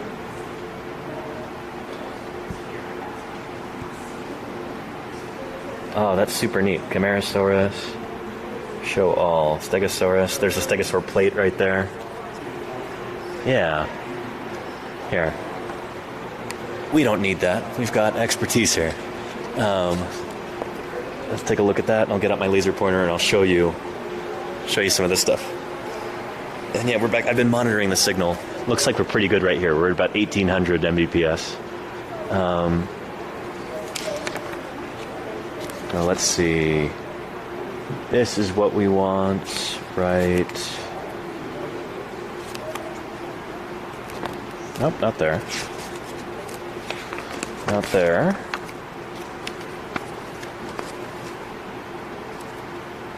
Yeah, that'll work. Okay.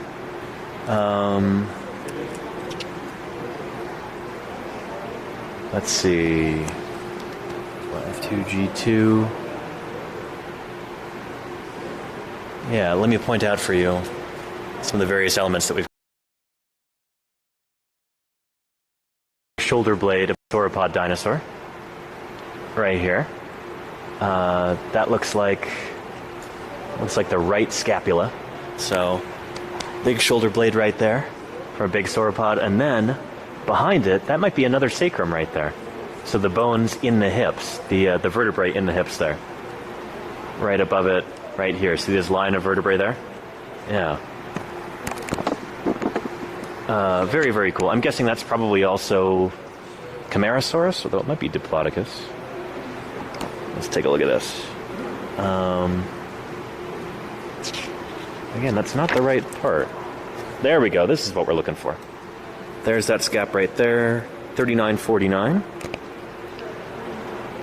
3949, caudal vertebrae. Holy cow, is that a stegosaur? That's nuts. That's the biggest stegosaur scapula I have ever seen, if that is a scap. Or if that is from a stegosaur. 4101. Very, very neat. Yeah. Yeah, and come to think of it, those do look like stegosaur verts. They've got those really tall neural spines on them there. Characteristic of stegosaurs. That is awesome. Holy cow. That stegosaur might be close to as big as the forelimb that we saw yesterday in Vernal. Yeah. Very, very cool. And let's see if we can find some plates. Those are also always really cool to see. There is a femur right there. And that got that characteristic bend. Almost reminds me of a camptosaur femur, but that right there is a stegosaur femur. So that's the thigh bone from a stegosaurus. Pretty neat. And let's see if we can find 4014 and 4019. Where are some of the plates? 4019 and 4144. There we go. There's some plates right there. So there's a stegosaur plate. There's a stegosaur plate. Very, very cool. Oh, that's so awesome. Holy cow. No sign of the skull. So, because this is a fluvial environment, this is like river bottom sediments, this is probably a pretty fast flowing river, and we can tell that based on the size of the bones, basically. Most of the smaller bones, little bits of skull, any like smaller critters that might be in this environment, in like a high energy setting like this, they would just get washed downstream. Some of the larger elements that are heavy enough to kind of stick to the bottom, that would be preserved here. Really cool. I wonder if we can actually tell direction of flow based on how these things are arranged. I bet you there is something about that. I don't know. But yeah. I wonder if a stegosaurus would chase a laser like a cat, says DNH. I don't know. Or how apparently every dinosaur chases road flares, according to the Jurassic World series. I always thought that was dumb. Yeah. But anyway, yeah. Super cool. Some more strings of vertebrae right there. That looks like part of a sauropod neck up there. Those look like cervical verts to me. Yeah, they're not mentioned on this. They're not labeled. But that looks like a sauropod neck right there. Right here. Those look like cervical vertebrae from a sauropod. Man, super, super cool. Really neat. Here, let's continue on. Well, shoot, before we do that, let's take a look at some more of these signs, then we'll go downstairs. The signal might cut out when I go down there, so be ready. Don't run away. I'll make sure it comes back. But yeah. Let's take a look at some more of this signage before we go downstairs. Yeah. And Nerthomatrix says, how long will it take them to excavate that site? They already have. That's the thing, is that this is now held in stasis. This is as much as they're going to excavate here.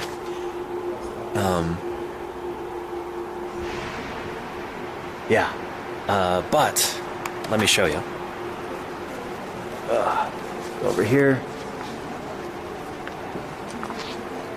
Hopefully we can maintain good enough signal to show you this. This black line that you see right there is the extent, that's the top of this. So that's what's been preserved here under this structure. All of this existed here on the ridge, and that's pretty much all been knocked down, and these bones taken to various institutions around the U.S. and other countries too, like Canada. So many of the Jurassic dinosaurs that you see at institutions like the Carnegie Museum in Pittsburgh, or there's a Diplodocus that we saw just the other day in Denver, Colorado, at the museum there. Those came from here, from up on top of the ridge, which no longer exists, or along either side. So this is a massive undertaking. For decades, there were various these dinosaurs, and yeah, they've been moved all around the country. Very cool. Yeah. Pretty neat. So everything that you see here is going to stay here for visitors to see years and years from now. So these displays talk about that a little bit. Yeah, we'll get to that in just a second. But shoot, for anybody, I feel like I should do a quick intro again for anybody who's just coming in. Yeah, welcome to Paleontologizing for anybody who's new. My name is Danny Anduza. I'm a dinosaur paleontologist, and I'm here on Twitch doing some good old-fashioned science outreach. I'm streaming to you now from Dinosaur National Monument outside of Jensen, Utah. And this is the fossil wall here at the quarry. We've got over 1,500 dinosaur fossils here, all jumbled up. These would have been deposited at the bottom of a fast-flowing river, which is why we've only got large bones here for the most part. The heavier stuff, this is stuff that sank down to the bottom. Anything smaller or lighter, for the most part, was washed downstream, so it's not preserved here. Most of these dinosaurs probably died in a drought, or various droughts, maybe over the years, and were washed into the river once the rains came back. So yeah. Anyway, let's take a look at these displays here. Oh, very cool. So yeah, Earl Douglas was the paleontologist from the Carnegie Museum in Pittsburgh, Pennsylvania, who's credited with the initial discovery of some of these. He found, I think, 8 tail vertebrae from a big sauropod dinosaur, probably a Patasaurus, I think it was. Yeah, but he never would have seen the bones that we see today, but he did see us as future visitors. This is so cool. The following statement appeared in a letter to the Secretary of the Smithsonian Institution in 1923. He said, "I hope that the government, for the benefit of science and the people, will uncover a large area, leave the bones and skeletons in relief, leave them there in the rock, and house them in. It would make one of the most astounding and instructive sights imaginable." This is a man with tremendous foresight. Yeah. Only 5 days after the original discovery in 1909, his journal records the first known visitors to the quarry. August 22nd, 1909. Today, 2 loads of people came from Vernal to see the dinosaur. For a time, the rocks never had the impress of a woman's foot and seldom that of a man's, swarmed with people of all ages. Mothers and grandmothers ascended the steep, almost dangerous slopes with babies, and there were men and women well along in years. Today, we've got the very same thing, although nowadays we've got an enclosed structure, we've got air conditioning. It's a bit more hospitable, far less dangerous than it was back then. But We are so lucky that Earl Douglas, was thinking about future visitors at the time. So there we go. The Discovery bones right here up at the top of the cliff. Earl Douglas discovered dinosaur bones near the top of a ridge formed by a layer of bone-bearing Morrison sandstone. And from 1909 to 1924, after 15 years of excavation, a section of sandstone about 600 feet long and 40 feet high was removed. Parts of the ridge were left untouched. Then 1933 to 38, Works Progress Administration crews widened and deepened the area alongside the sandstone to about its present size. Some of the clay overburden was left in place to protect the bone layer. So it's right there. 10 feet of clay remains. And then from 1952 to 1957, quarrying was renewed by the National Park Service with the intent of exposing the bones in place. A tin shed helped shelter both the bones and the workers. It's a far cry from what we have today here. This beautiful structure. Then from 1958 to now, this building was the final step in achieving Earl Douglas's vision of a dinosaur exhibit that protected bones in place. Excavation at the quarry was completed in 1992. So as you can see, this whole area has been excavated here. And much of that rock that was removed, the spoil pile, was hauled off in that direction with mining carts and stuff like that. And that forms the foundation of the parking lot today that we came up on in that tram. Yeah, cool stuff. Oh yeah. And Terry Case says, thank you, Earl Douglas. Indeed. Anyway, everybody, we are going to go downstairs now, or down the ramp rather, and I'll probably lose you for just a second. The signal's not going to be good over there, but I'll see if I can find a spot down there, downstairs, where it's decent enough for you to be able to see and hear me and witness all this cool stuff.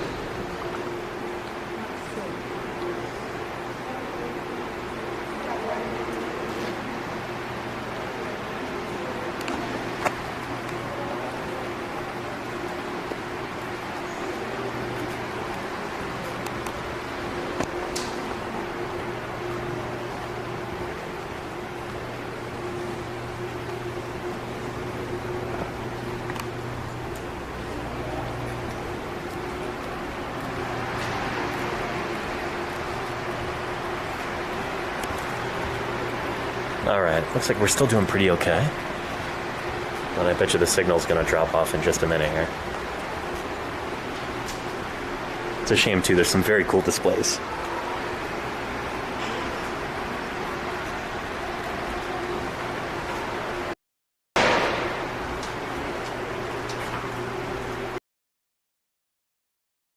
I like how they don't really bombard you with much information up there. It's mostly the wall that you're looking at. But down here, they've got all kinds of cool displays to see.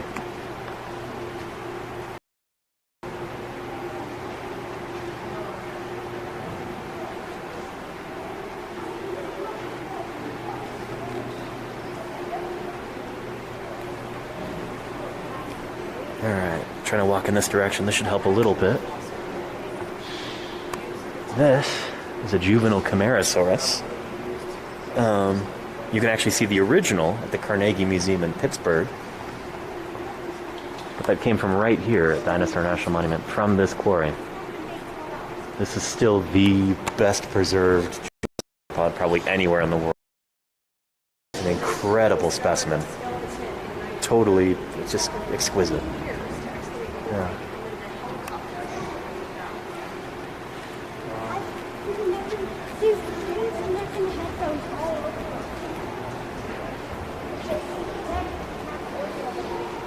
Alright, signal's still not great.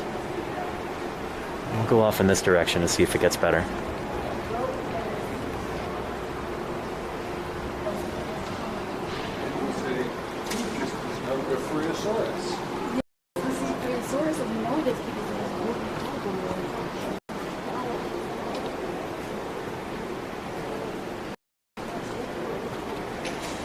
Let's see.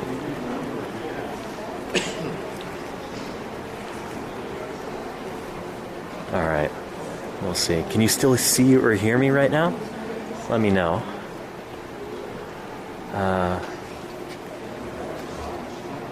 Yeah, getting better. Good.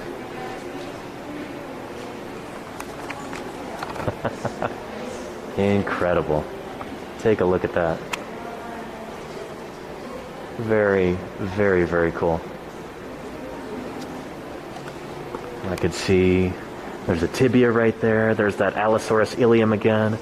Big scapula from a sauropod dinosaur, probably Camarasaurus. Various limb bones down here. That looks like a little tiny femur. I wonder if that's from a, not tiny, small compared to the other ones that we've seen. But that little one might be from a Camptosaurus. Very cool, yeah. And you can see in here, good, everybody. Glad to hear it. Yeah, looks like it's only going to be good at this end. I think it's probably going to cut out in other spots.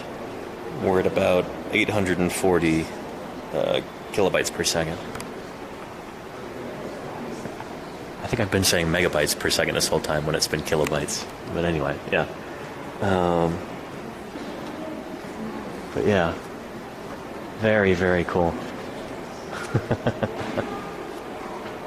Just extraordinary.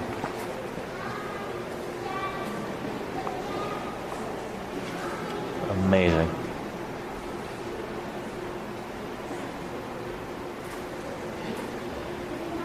Oh, I've got a big old humerus right there. That's probably from a stegosaur, I think. Let's take a look at our guide. Right here. Here we are. So.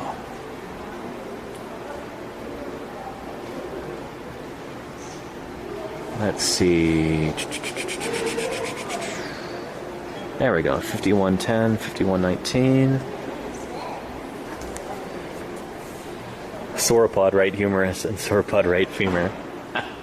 We don't even know what those are from, I guess. Are they Diplodocus, Barosaurus, Apatosaurus, Camarasaurus? I guess we don't know. Femurs aren't necessarily the most diagnostic bit of a sauropod. Vertebrae, or especially the skull, would be. Yeah. But shoot, I could have told you that those are sauropod material. We've got a vertebra right there. Who is this from? G101, that looks like a sauropod neck vertebra right there. Very, very cool.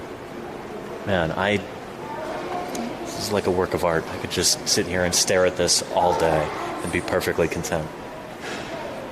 Just extraordinary. Yeah. But yeah, Kennedy says could be trilobites. Oh, you're talking about the megabytes versus kilobytes. Yeah, we're still at. Oh, it's gone up. 1,098. That's not bad. That's not bad at all. Yeah.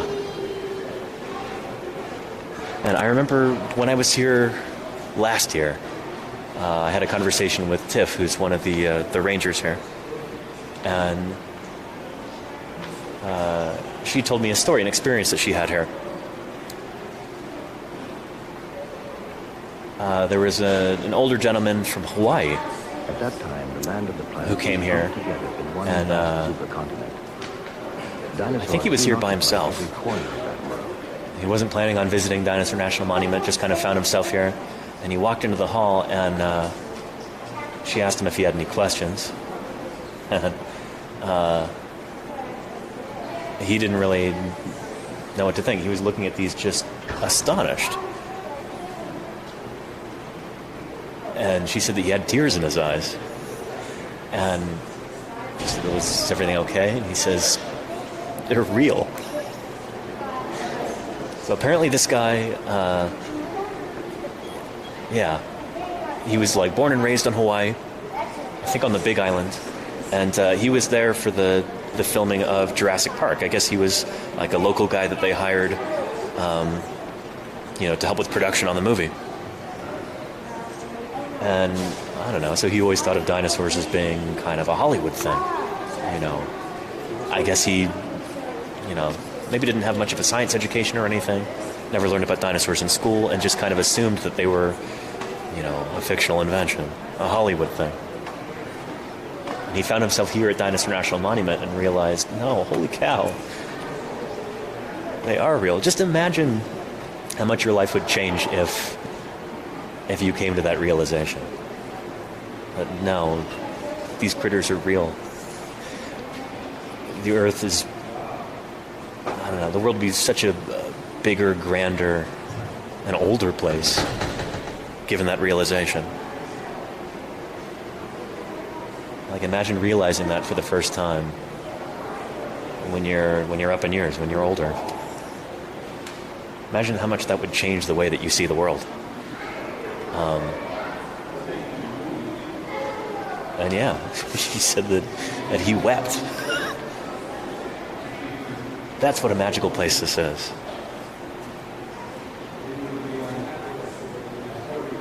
That's extraordinary, you know? Being able to show people dinosaur fossils here in situ, here in the rock, is such an incredible thing.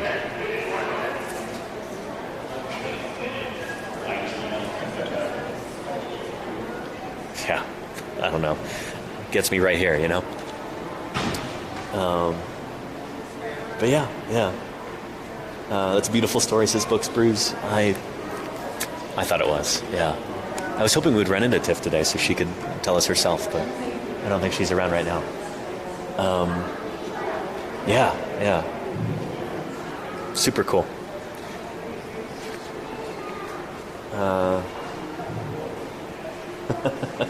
Oh, Trek nerd, thank you. That's what I'm trying to do, you know? I know a lot of people can't visit here in person, so I'm trying to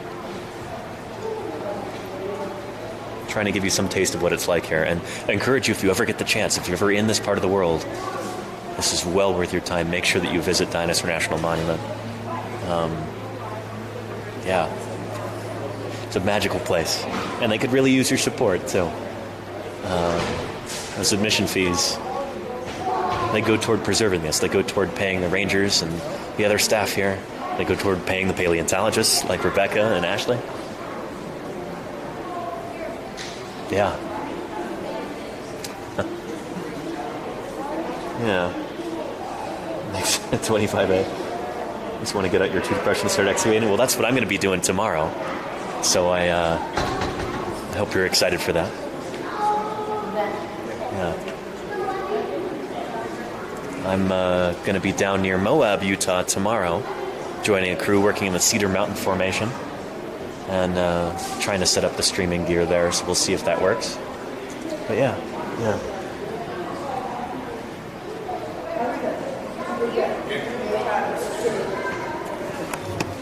Pretty cool. Getting all crammed full of people now. I'm going to put my mask back on. Let's take a quick walk in that direction. We'll see if the signal holds, and I'll see if I can show you some of these displays along the back wall there. Got an Allosaurus skeleton, an Apatosaurus skull. Cool stuff to see. So let's try. Let's try for it.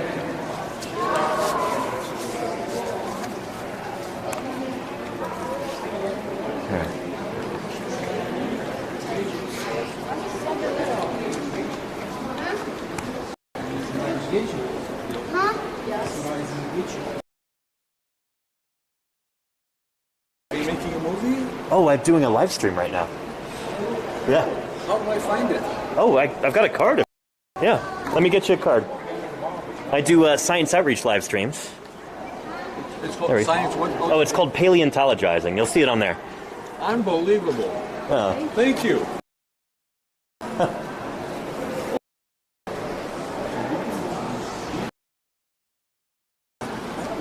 Very cool. Let's hope the signal is holding right now. It's dropping. We're at about 480 kilobytes per second. But hopefully it's enough for you to be able to see these remarkable, really, really well done interpretive displays here. We've got some smaller fossils back there, just trying to give you a sense for what this environment would have been like 145 million years ago in the late Jurassic period. Oop, there's a bit of bone right there. It's in a dangerous spot for that. I'm sure visitors pick at that all the time. Looks like maybe a bit of a rib or something. And Cliff says if you stand still, it does settle. Okay, I can try that. Here's an Allosaurus skeleton right here. So, yeah, this is Allosaurus jimadsoni, which I think is from a little bit older than these. These are like late Morrison. This is the brushy basin member, upper Morrison formation. I think Allosaurus jimadsoni might be from a little bit earlier. Right there. Oh, hey Tiff, how's it going? I'm doing great. Yeah, great to see you again. Shoot. Here, can I put you on camera? Is that okay? Sure. What do you need? Okay. Oh, I'm doing a live stream right now, so like talking to people about the fossils here. Yeah. You can say no. It's totally fine. Yeah. Okay. But yeah, I was just telling everybody your story from last year about that older gentleman who came here and his realization that. He was. They were from, or they were in Hawaii. I think they saw the original film of the Jurassic Park movie. Yeah. And I think he just thought the dinosaurs were just all fake. Yeah, he was in here, I think, for like a couple of hours. And just, weeping. And sometimes people do that. When, you know, sometimes you wouldn't think that fossils and rocks would do that to people, but I think they're just, I think, so grateful that somebody thought to leave these here, and that it's just, you know, I think it just touches people in different ways, I think. Definitely. But I haven't seen a crier in a while now. Yeah, okay.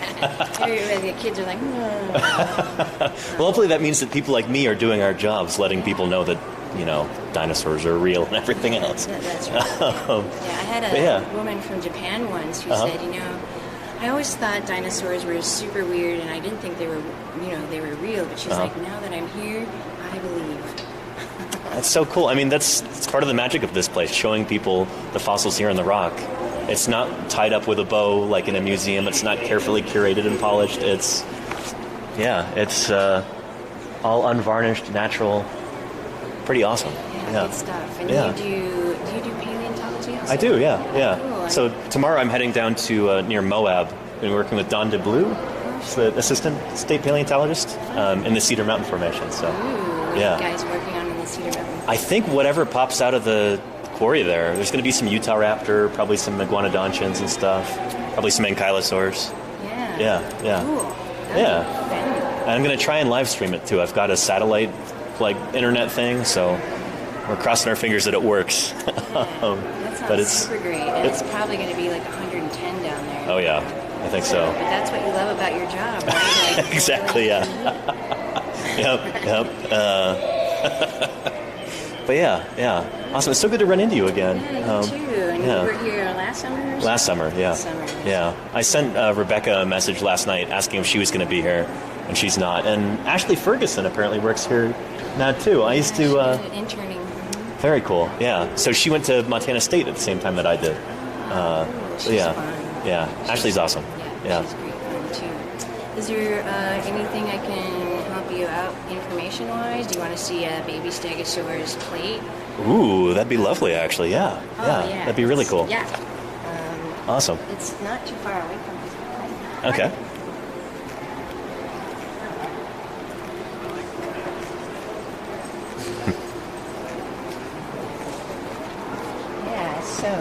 Right here. Oh, look at that. Beautiful. Yeah, here's the bottom and here's the top. And I think most of this is Diplodocus in here, including some sacral, looks like some sacral vertebrae. It does, yeah.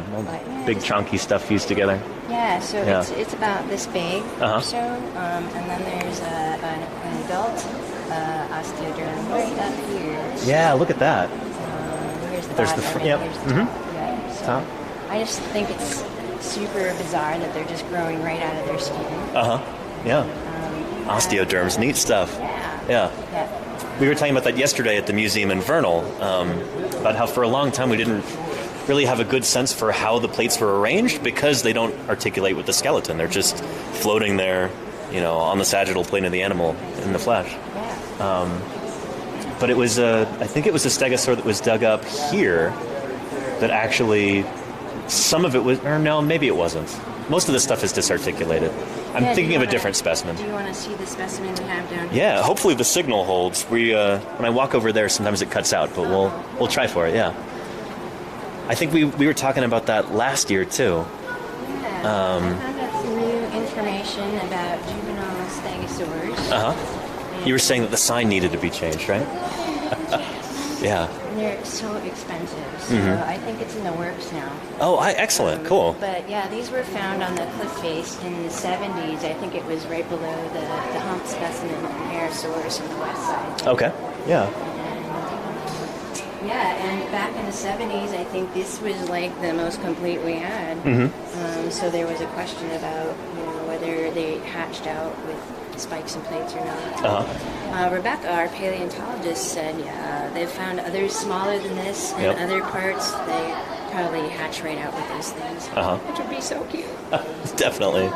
Yeah. And some kids are pretty unhappy. That depiction right there. Right there. Aww. And I'm sure, our former paleontologist, it would have been a lot more gory if he would have had his way, and it would have freaked a lot of people out, I think. But so this, I'm pretty sure this was a cleaner version of his. Gotcha.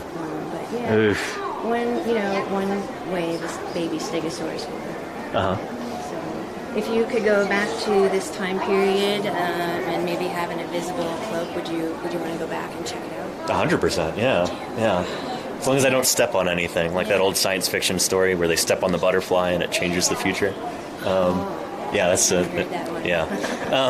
but yeah. Anyway, I would totally take my chances of getting eaten, even if I didn't have the invisibility cloak. I would just I just want to see all the things, the colors, the sounds, the behaviors, and I want to see a dinosaur sit down. I really do. Yeah.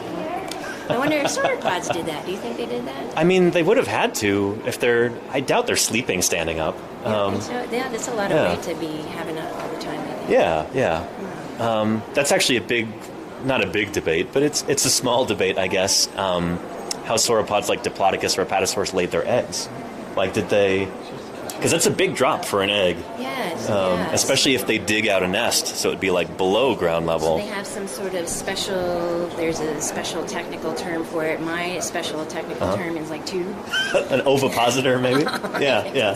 That sounds a lot more professional than the egg tube, ovipositor, tomato, potato, But that's a debate right now. Did they have an ovipositor like that? Kind of like, I think sea turtles might have something like that.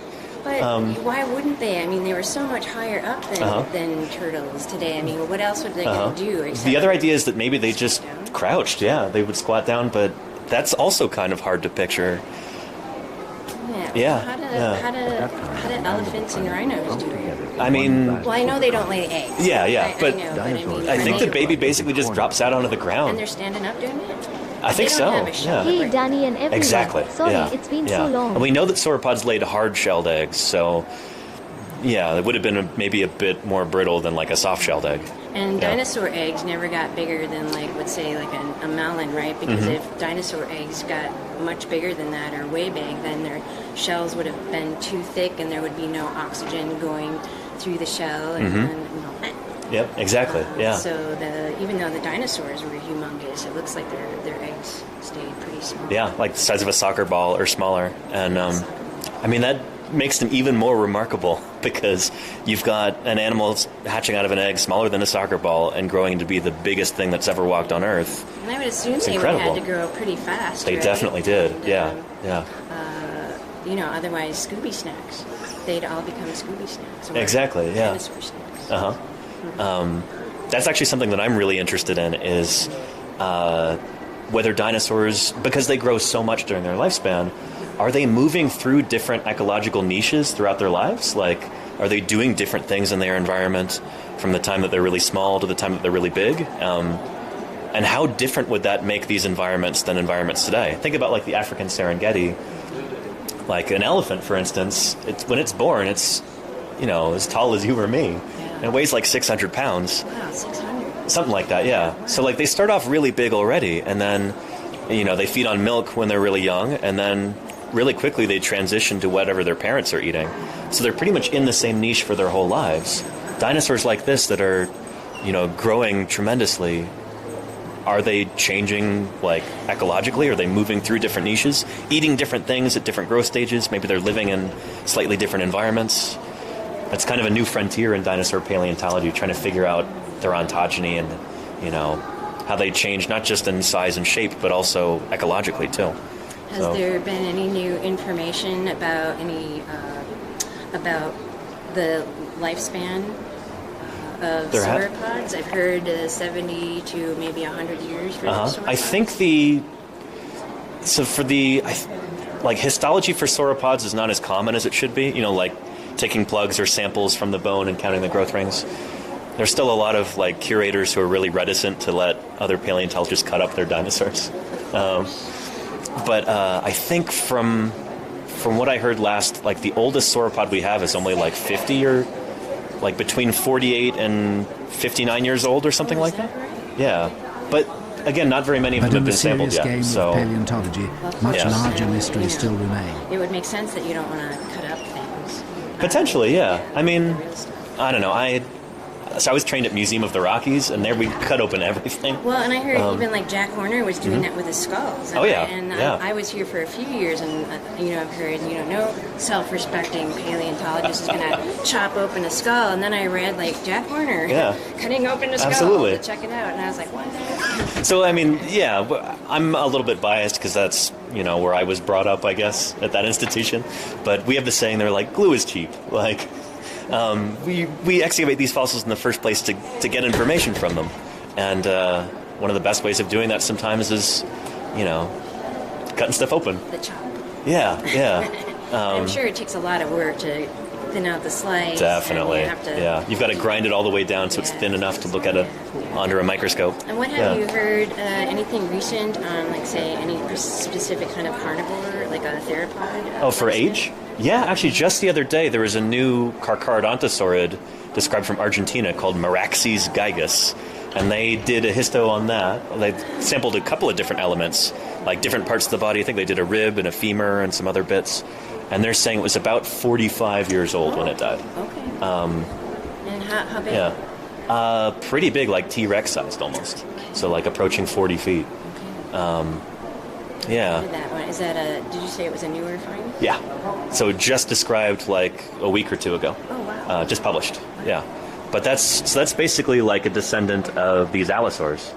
That was a really interesting part of the paper, is that the growth curve for allosaurs and their descendants, like this new dinosaur, is way different from that of like T-Rex. Tyrannosaurs seem to have gone like through a great big growth spurt about halfway through their lives. So they go really, really quickly for a while. Allosaurs like this seem to have been kind of more slow, gradual growers. Like kind of, not slow, but, kind of at the same growth rate throughout their whole lives. So different strategies for getting big. Both of these dinosaurs got really big, but...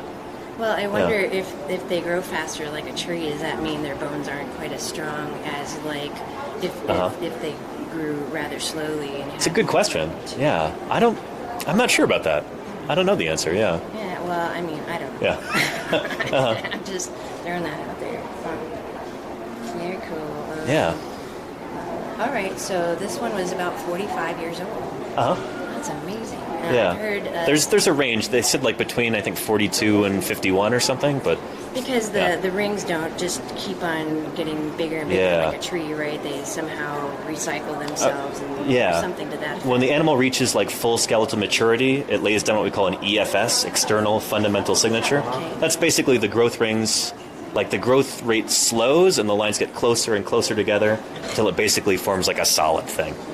So that's how we can tell it's mature, if it has the EFS. I see. And so have you seen any info about any allosaur ages at all? I have. I think we've done histo on Big Al at Museum of the Rockies. And I think he was like 13 or something. I forget. Big Al had like a tough life. Oh yeah, all these pathologies. Infection on his toe and broken ribs, and I'm sure there was more about that. Yeah, and he's not particularly big too, despite his name. He was not full grown. Like a teenager? Probably, yeah, or a subadult maybe. He was really klutzy. Possibly, just, like, got into another. Mm-hmm. Maybe he had a bad attitude. Other allosaurs just didn't like him. Yeah.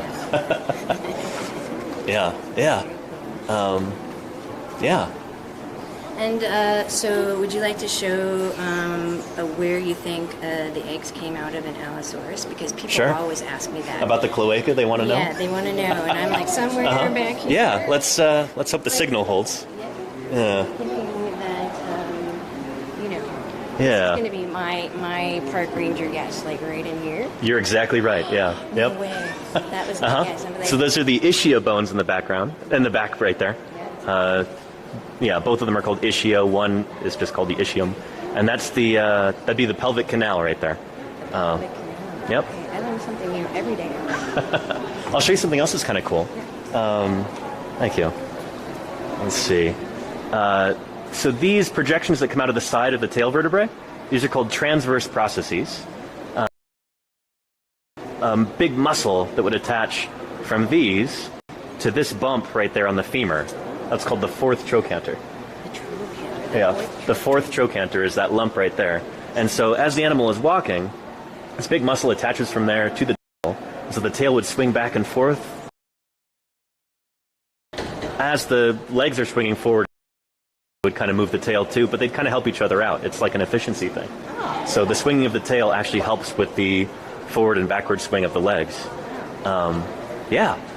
And that's something that, this is one of those differences that you can point out between dinosaurs and birds. We always talk about their similarities, because birds evolved from dinosaurs. But this is one of those ways in which dinosaurs are different from birds. And it's like rare to find those. Normally we're talking about similarities. But birds don't have a long bony tail like that. So they walk in a different way. Like a bird's gait would be totally different. Well, I'm pretty glad that birds don't have the big teeth today or the big claws. I mean, that's a plus for us anyway. But definitely. I've seen that cassowary from Australia. That one looks like that could do some damage if you messed with it. Definitely. And there's actually recorded instances of people being killed by cassowary. Like, it happens. And if any bird looks like a dinosaur, it's got to be that. Yeah, that's one of my favorite birds. We talk about those all the time on my channel. Cassowaries are so cool. Yeah, there might actually be an error in this. There's a few errors. I was going to point some of that out. The rib cage is all wonky. The former paleontologist told me that it was after they had this replica that they found other allosaurs and their rib cage were much more narrower. So this was like a mistake. And if the rib cage were splayed out like this, would be humongous. Allosaur. So he said that this being splayed out as they are today is kind of an error from our ways. And then the pedal claw over here always tends to go forward, and I go in there and I straighten it out, and then like several days later, it's facing this way again. Wait, so it just moves by itself? It gets loose somehow. That's really funny. Yeah, and so luckily most people don't notice that. But there's actually a pedal claw up on the quarry face and the cliff face by it's the only one I think on the wall by the Camarasaurus skull up here. Oh, really? Yeah. Very cool. It's so rare to find small elements like that up on the wall. It's really cool.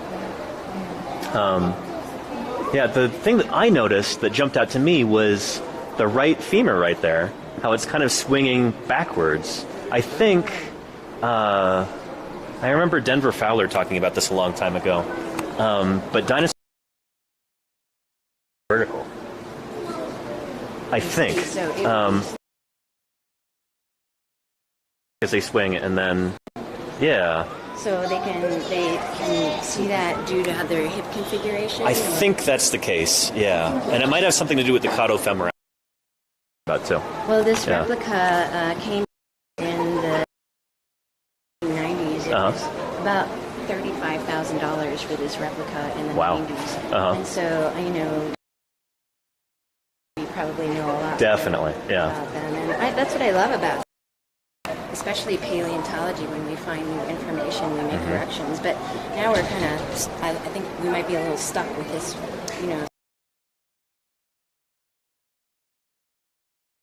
So, it'd be really difficult to fix that. But that's okay. I mean, this is not bad compared to that I've seen this road trip and we've done live streams with, or like their tails on the ground, or the tail is broken because it's bending too far and stuff. So this is really not bad by comparison. Yeah, it's a beautiful skeleton. It really is. Yeah. I'm always so dismayed when they hear that it's a replica. Exactly. Have all these are all real. Over 1,500 real dinosaur fossils, right? To defend our replicas because, well, you know, you can make copies. You can see all the scar marks and all the other imperfections of the fossils on the replica. Plus, we don't have to worry about them as much. Exactly. You know? Yeah. Like, I'm pretty sure whoever designed this did not have toddlers because this. And one day I was with my back turned. Turn around and the toddler was going like this with the Allosaurus leg. Oh no! You know, so yes, this is like an open door right here. So luckily it's. But you know we don't have to really worry about.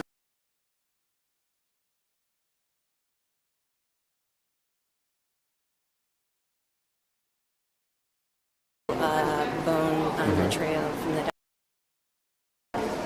Disappear. And I can't prove that it's not erosion, but months later at the try to keep track of that. Nice. Yeah. But it's unfortunate. But so I have to defend the replicas because of they're course. really cool too. Absolutely. Yeah. You know, I'm all about fossil cats. Oh yeah. It's a way to make stuff more accessible to the public, and and also it's a lot less expensive. Like the custom welded would be tens of thousands of dollars. Because you can run the support straight through the cast bones. Exactly. Well, I always tell visitors too, that's your secret squirrel way when you're in a museum, of knowing whether something is authentic or if it's a replica. And they're always pretty pleased about that. I always also tell them, you know, look for the epoxy, look for the glue. Yep. For all the stuff that's been filled in, water. Yeah, so I imagine that a lot of paleontologists aren't really game to put holes through their real fossils. Definitely not. They used to do that. So, like, I did a stream from the museum in Denver a couple days ago, and we saw the Diplodocus there that was from right here. Oh, cool. And but that actually had like metal rods going straight through some of the actual bones, and like that sort of thing is not. You wouldn't do that nowadays. Wow. Yeah. So you have to drill a big hole through. Exactly. And then I think, are you hoping that it doesn't shatter in the meantime? I think so. Yeah. I guess do that nowadays. Yeah. Well, I have another fossil story for you. Oh yeah. Okay. Have you ever heard the story of the Haplasuchus? To hear it again, and is that him peeking out right there? I believe it is. Yeah. Haplasuchus. To the best of my knowledge, I haven't heard far, but.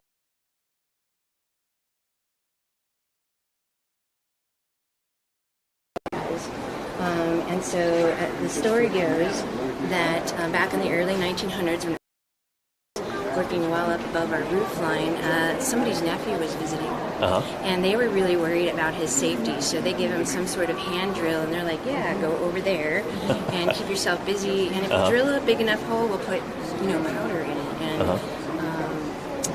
and it exploded." And so I don't know what the time span was. Maybe an hour or two. They came back, and the kid drilled like a 4-inch deep hole.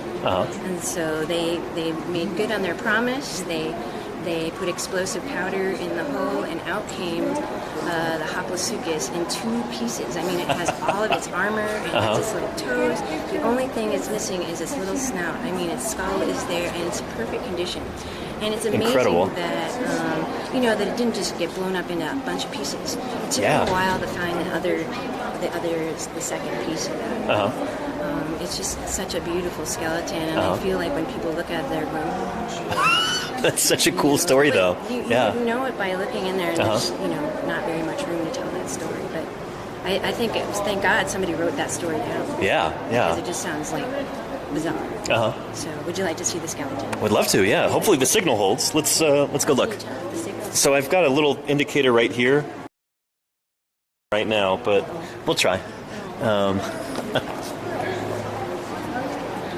If I hold the camera long enough, sometimes that it'll like focus in and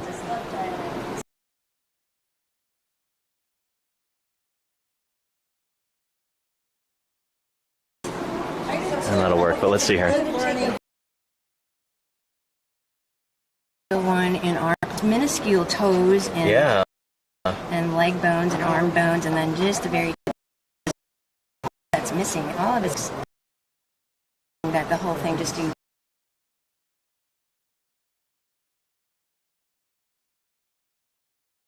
I know. I mean, to be found in the remarkable. I mean, what are the?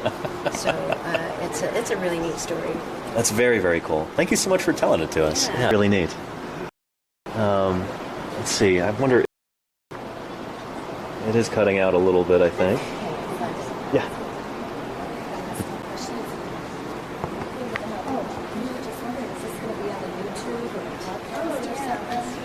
Very interested. Right now. Yeah, I can give you a card. I don't want to be on it. Oh. No, No, we just want to see it because Yeah. we were listening, trying to, and I just love that, you know. There you for go. kids and grandkids. Yeah, Thank you. absolutely. Good Yeah, luck. yeah. Thank you very much. About a kid that did a science like Yeah. So here, we'll let Tiff explain that for a second.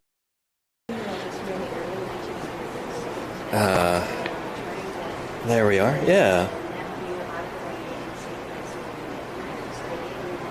But yeah. Let's see if that's getting better now. We're at about 500 kilobytes per second. It's going up though. All right. I think if I stay here for long enough, it might recover some of the signal. Yeah. Coming back? Excellent. All right, cool. Marginally better. Okay. Yeah, we'll move off back in that direction again too. Maybe I'll ask Tiff what her favorite critters are. Hoploseuchus is probably number one, but we'll ask her what her favorite dinosaur is from this quarry. And yeah, audio is better. Okay, that's good.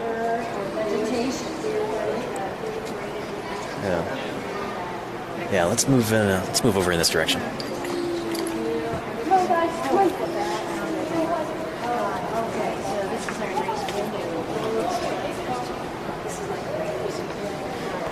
Check this out. We've got, what is this, a Diplodocus femur here as a bench? That is super cool. Yeah. Very, very cool. The signal's getting a little worse there. Let's move over in this direction.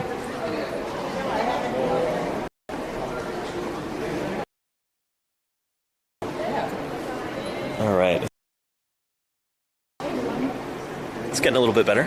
Yeah. Very cool. Oh, no.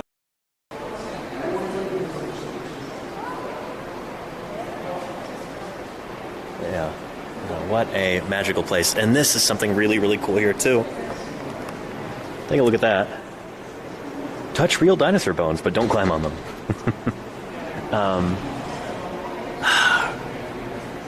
Sometimes as scientists we have to realize that there's a lot of value that comes from letting regular people experience something firsthand and touch and feel it. So here's a big femur from a sauropod dinosaur here. This is one of the touch bones. You can see there's some chunks that are missing. Maybe those fell off at some point. I'm sure this thing has been really, really heavily consolidated with Vinac in order to help keep it together. But I think that's really important to give people an opportunity to be able to actually put their hand on one of these fossils. 145 million years old. To be able to touch that piece of Earth's history, I think. So that's really cool. Yeah.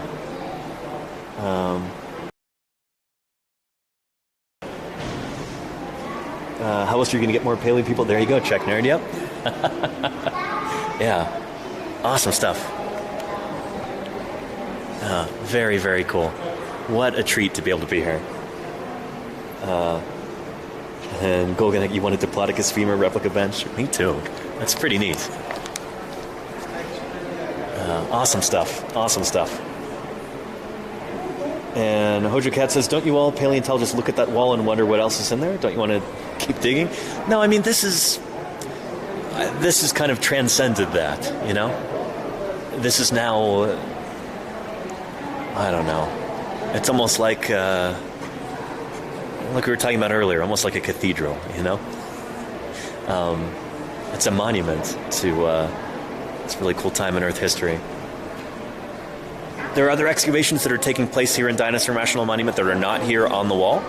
This is basically, I don't know, they've reached a really comfortable point here with a whole bunch of different bones exposed, and they don't really want to muck around with that at all and mess it up. It's like this is about as good as it's going to get for the foreseeable future. And it's not like this is the only place in Utah to find dinosaurs. Far from it. Utah might be the place in the United States where you've got the most dinosaur sites. I used to think that was Montana, where I lived, but no, Rebecca Hunt Foster set me straight about that. Utah has got both Cretaceous and Jurassic and Triassic dinosaur sites. Literally hundreds, maybe thousands of different sites in which you can find dinosaur fossils. And I'm going to be doing some of that starting tomorrow. Going to be going down into the Cedar Mountain Formation and working with a crew there. So yeah. But yeah. So Hojo Cat, I am very much content leaving this as it is, you know? Maybe someday we'll have some kind of technology where we can see into the wall without actually digging into it. That would be really neat, but that doesn't exist yet, unfortunately. For now, there's still a lot of work that can be done on these fossils without even taking them out of the wall. So various measurements can be taken. You can make casts of them, at least from one side. Yeah, there's a lot of cool stuff that can be done, just like this. Yeah. So yeah.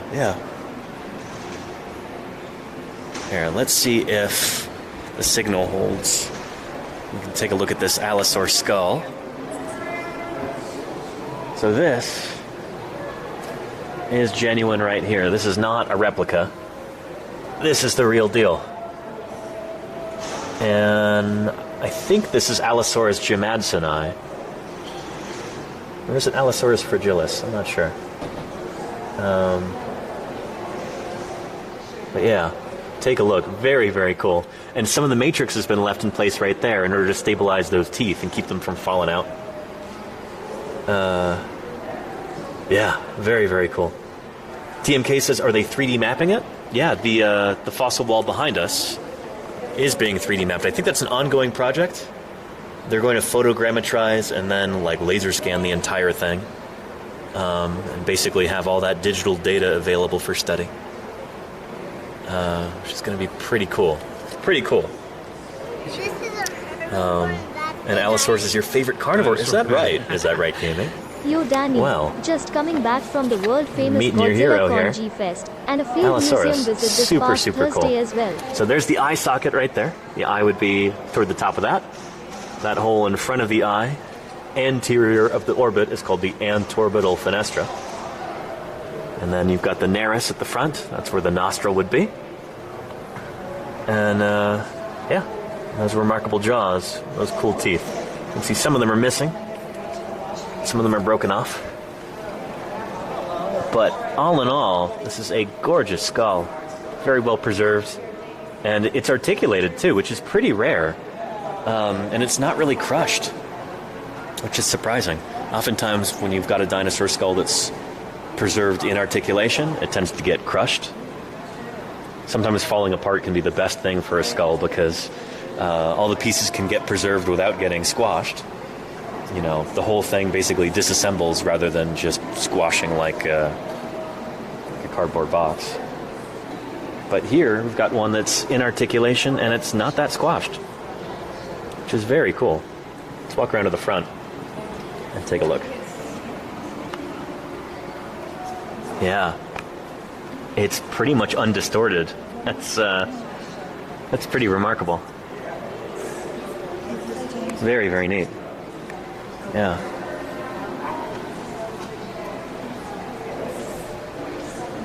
Really awesome. Very cool. And what a magical place. And thank you so much, Daikaiju, for the 3 months. Really appreciate your support. It's great to have you here. Yeah. Awesome. And that is why Sue's shape is the skull it is. Yuld, yeah. Yeah, her skull was distorted. We call that diagenetic distortion. It was partly crushed. And that's why it's like, that's why it looks partly crushed. Yeah. Yeah, neat stuff. What an awesome place. Let's take a look at the string of vertebrae right here. These are caudal verts.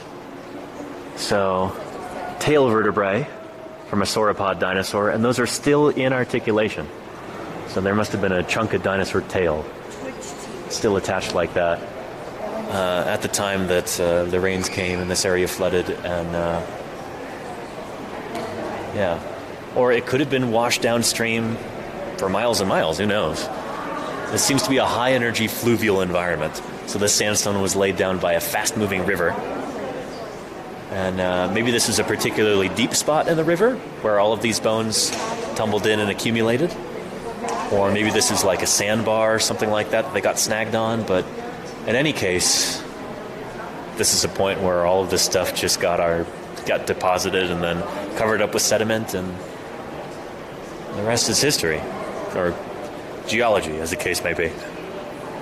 Yeah. But yeah, and Yuld says, super fascinating, thank you. Thank you for the good question. Yeah. Very, very cool. Oh, this is awesome. There. So Tiff is still talking over there, but I want to ask her what her favorite dinosaur taxon is from here. What's her favorite genus or species? And maybe ask her more about some of the wild questions that she gets. I always like to get the perspective of other people who do science outreach like this, and see what people are interested in. So yeah, Bones Galore says Lekevbo. Indeed, got over 1,500 dinosaur bones here. And you know what? That reminds me, I had to do a quick intro. If anybody's just tuning in, welcome to Paleontologizing. My name is Danny Anduza. I'm a dinosaur paleontologist. And here on Twitch, I'm doing science outreach. This is the best way that I know of reaching people around the world and being able to show them how paleontology works. You know? I think outreach is a critically important part of science. More scientists should be, doing outreach if they have the wherewithal to do so. I do. I've been very lucky. I'm trying to share that with you here. Right now I'm on this big road trip going across the U.S. I drove from California all the way east out to Indiana, and now I'm on my way back. I'm in Utah right now at Dinosaur National Monument. And tomorrow, I'm going to be joining a crew and actually digging some dinosaurs for the next few weeks. Hopefully we'll be able to stream that, provided that the satellite internet works like it's supposed to. So stay tuned for that. It's going to be really cool. But yeah. And so Cliff, the self-aware AI, says maybe there was a flood or some natural disaster that caused this rock face. Well, I mean, this is an ancient river bottom. It didn't used to be at this angle like this. It all used to be flat. So this area used to be a flat floodplain where many, many different dinosaurs lived. About 145 million years ago. This all would have been flat like that, but it's gotten tilted up by mountain building activity in this area. That's what's produced this remarkable landscape like you see out there. With all of those ridges and hogbacks and... Yeah. You can see the tilting right there. If you look at that ridge just out there by the handicap parking sign. Yeah. These rocks were all laid down flat and they've been tilted up. And there goes our tram. If I can catch that in a bit. But yeah. So we think that basically this is the result of a massive drought in which many of these animals died. like a series of droughts, really. There's like multiple layers that are represented here, as I understand. The Morrison Formation, which is what we call this, like these rocks that were accumulated here. Morrison Formation stretches from Utah into Colorado, up north into Wyoming and Montana, and also east to South Dakota. In the Black Hills, there's some Morrison Formation stuff. And generally the same dinosaurs in different parts of the Morrison. Camarasaurus is the most common. Haraz just gifted and then you've got 14 subs. Diplodocus, Apatosaurus, other big sauropods, Stegosaurus, Allosaurus, Ceratosaurus and Torvosaurus, Camptosaurus and Dryosaurus. All here at the end of the Jurassic period in North America. And at the time, most Morrison Formation sediments seem to represent like on formal occasions, he's called Brontosaurus. Kind of like semi-arid environments. It would have been pretty dry for most of the year, and then there was a big wet season 35 tons.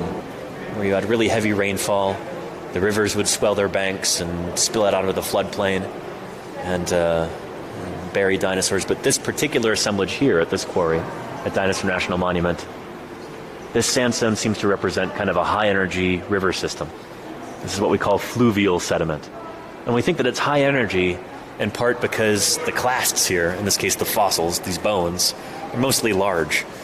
In kind of a slow-moving, gentle stream, you'll have like softer, finer sediment, things like silt. The more environment you have in a stream or river system, the coarser the sediment is. Maybe you've been whitewater rafting before. The river bottom, when you're whitewater rafting, it's not going to be like sand or silt. It's going to be big old rocks and stuff that have been brought there by that really high energy system. The water is moving fast enough and forcefully enough to move big rocks that later, when the force isn't quite enough, they stay put. It seems to be the case with this too. That's why we don't seem to have very many small fossils here. And we don't have small dinosaurs preserved here because all the smaller elements would have been washed further downstream. The big heavy stuff is what settled here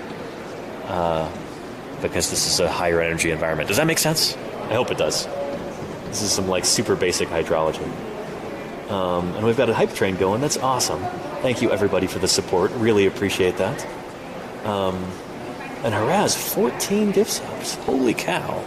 Haraz, that's incredible. Thank you, Cliff, for letting me know. That's wonderful. It's awesome. Thank you so much for the support. That's the reason I could do this. And again, if you can, go to the website for Dinosaur National Monument. And if you'd like to make a donation, I know they'd really appreciate that. This is such a wonderful place. They could really use your support. Very, very cool. This is awesome.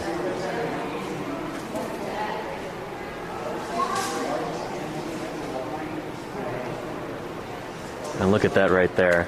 I love how this is just a wonderful sample platter of dinosaur osteology. It's a big old centrum right there. Probably a sauropod dorsal vert, maybe. You can see that big round part.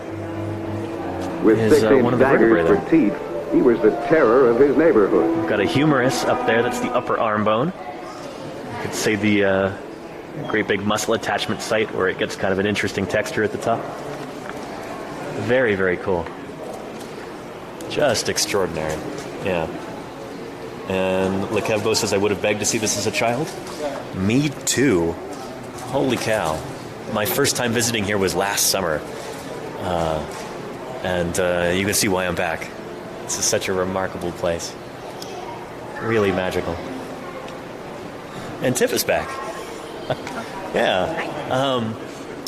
I wanted to ask you what your favorite dinosaur is from Dinosaur National Monument. Is there a particular one that you're partial to? I really like sauropods. Yeah. I just think it's a great place for sauropods. Oh man, and I don't know that I have a particular type of sauropod either, but you know, any of the sauropods here are just fantastic. I just really think are. that just because they got so weirdly big and they're just such a dinosaur wig.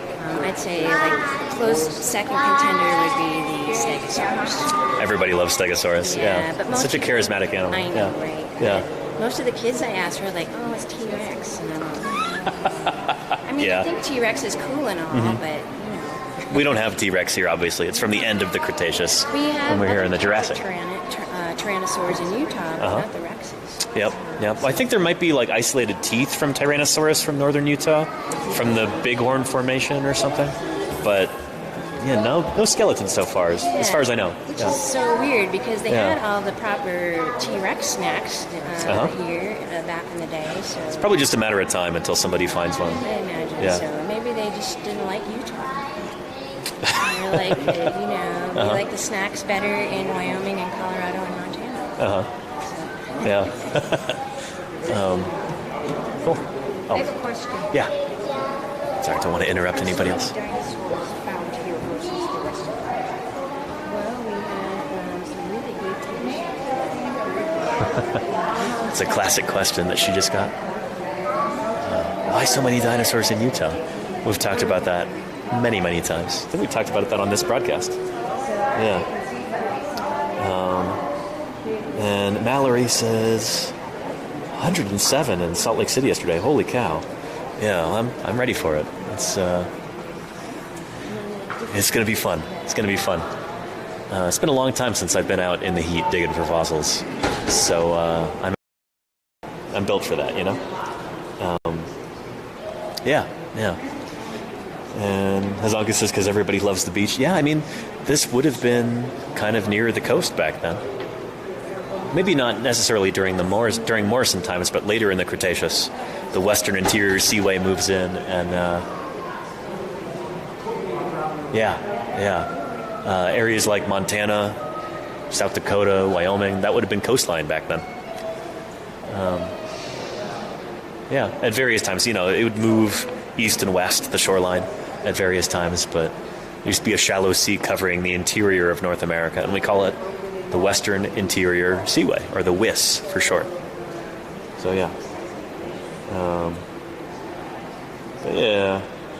and you're going to hide away until the heat ends. Well, let's hope that it doesn't fry my equipment, because I'm going to be trying to live stream.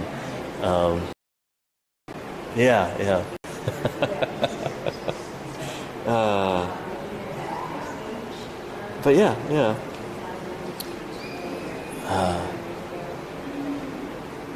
Such a remarkable place. We'll get ready to go in just a little bit here, I think.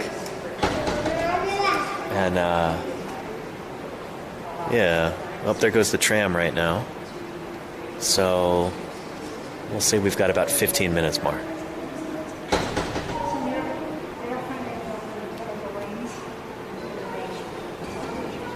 So it would be, think they picked up bones or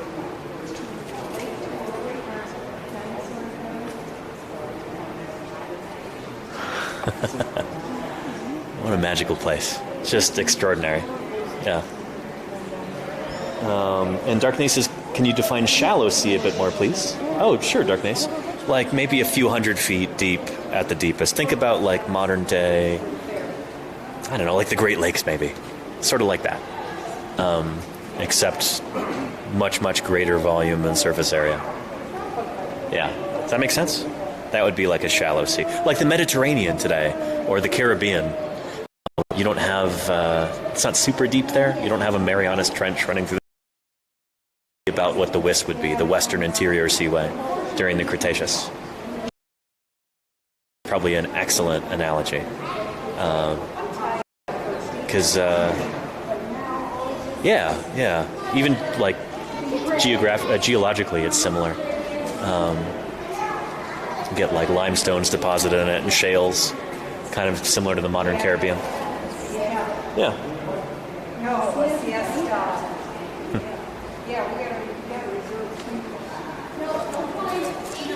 Very cool.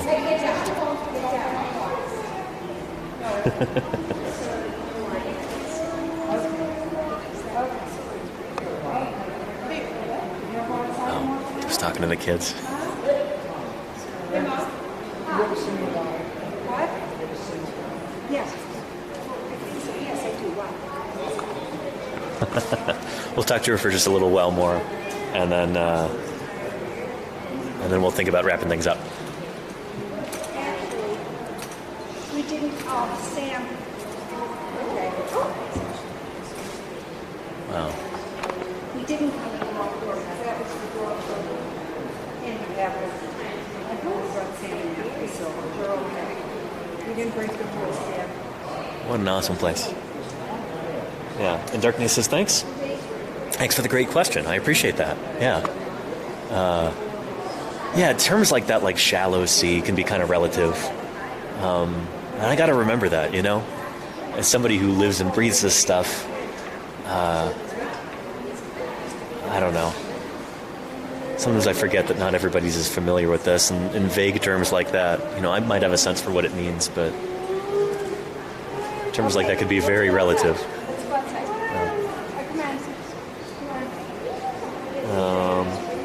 And nothing more very, I don't think so, but I'm not sure. It was more teeming with, I don't know, ancient marine reptiles and stuff. So yeah, that would be millions of years after this, by the way. Sediments here are about 145 million years old. This is from the late Jurassic period. And the western interior seaway is from about 90 million years ago. So solid, like 50 million years later. Yeah. So much time represented here in North America. It's super cool. And holy cow, Darknaze, I really appreciate that support. Thank you. Gifted Darknaze a subscription. Thanks for helping me do what I do here. And helping support me as I share this with everyone. What a wonderful place.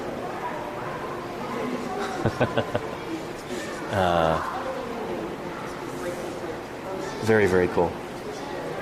And Lekebo says, I bet the museum frowns on any digging on the wall. I mean, yeah, the digging has ceased for now. This is now a static site. Lots and lots of bones have been exposed for people to be able to see, but there's no real active digging that's going on here on the wall. There is some more, I think, that's going on down the ridge and on other parts of Dinosaur National Monument. Like Ashley Ferguson, who's a paleontologist colleague of mine, she works here now. I think she's interning here, and I hear she's doing some field work today. She might be working, digging up some dinosaurs in a different part of the monument today. But work here on the fossil wall indoors is done. There's no more excavation happening here, really. Just about everything is exposed that they want exposed. Yeah. Very cool. Certainly there are many more dinosaurs waiting to be discovered. Many new mysteries waiting to be pondered.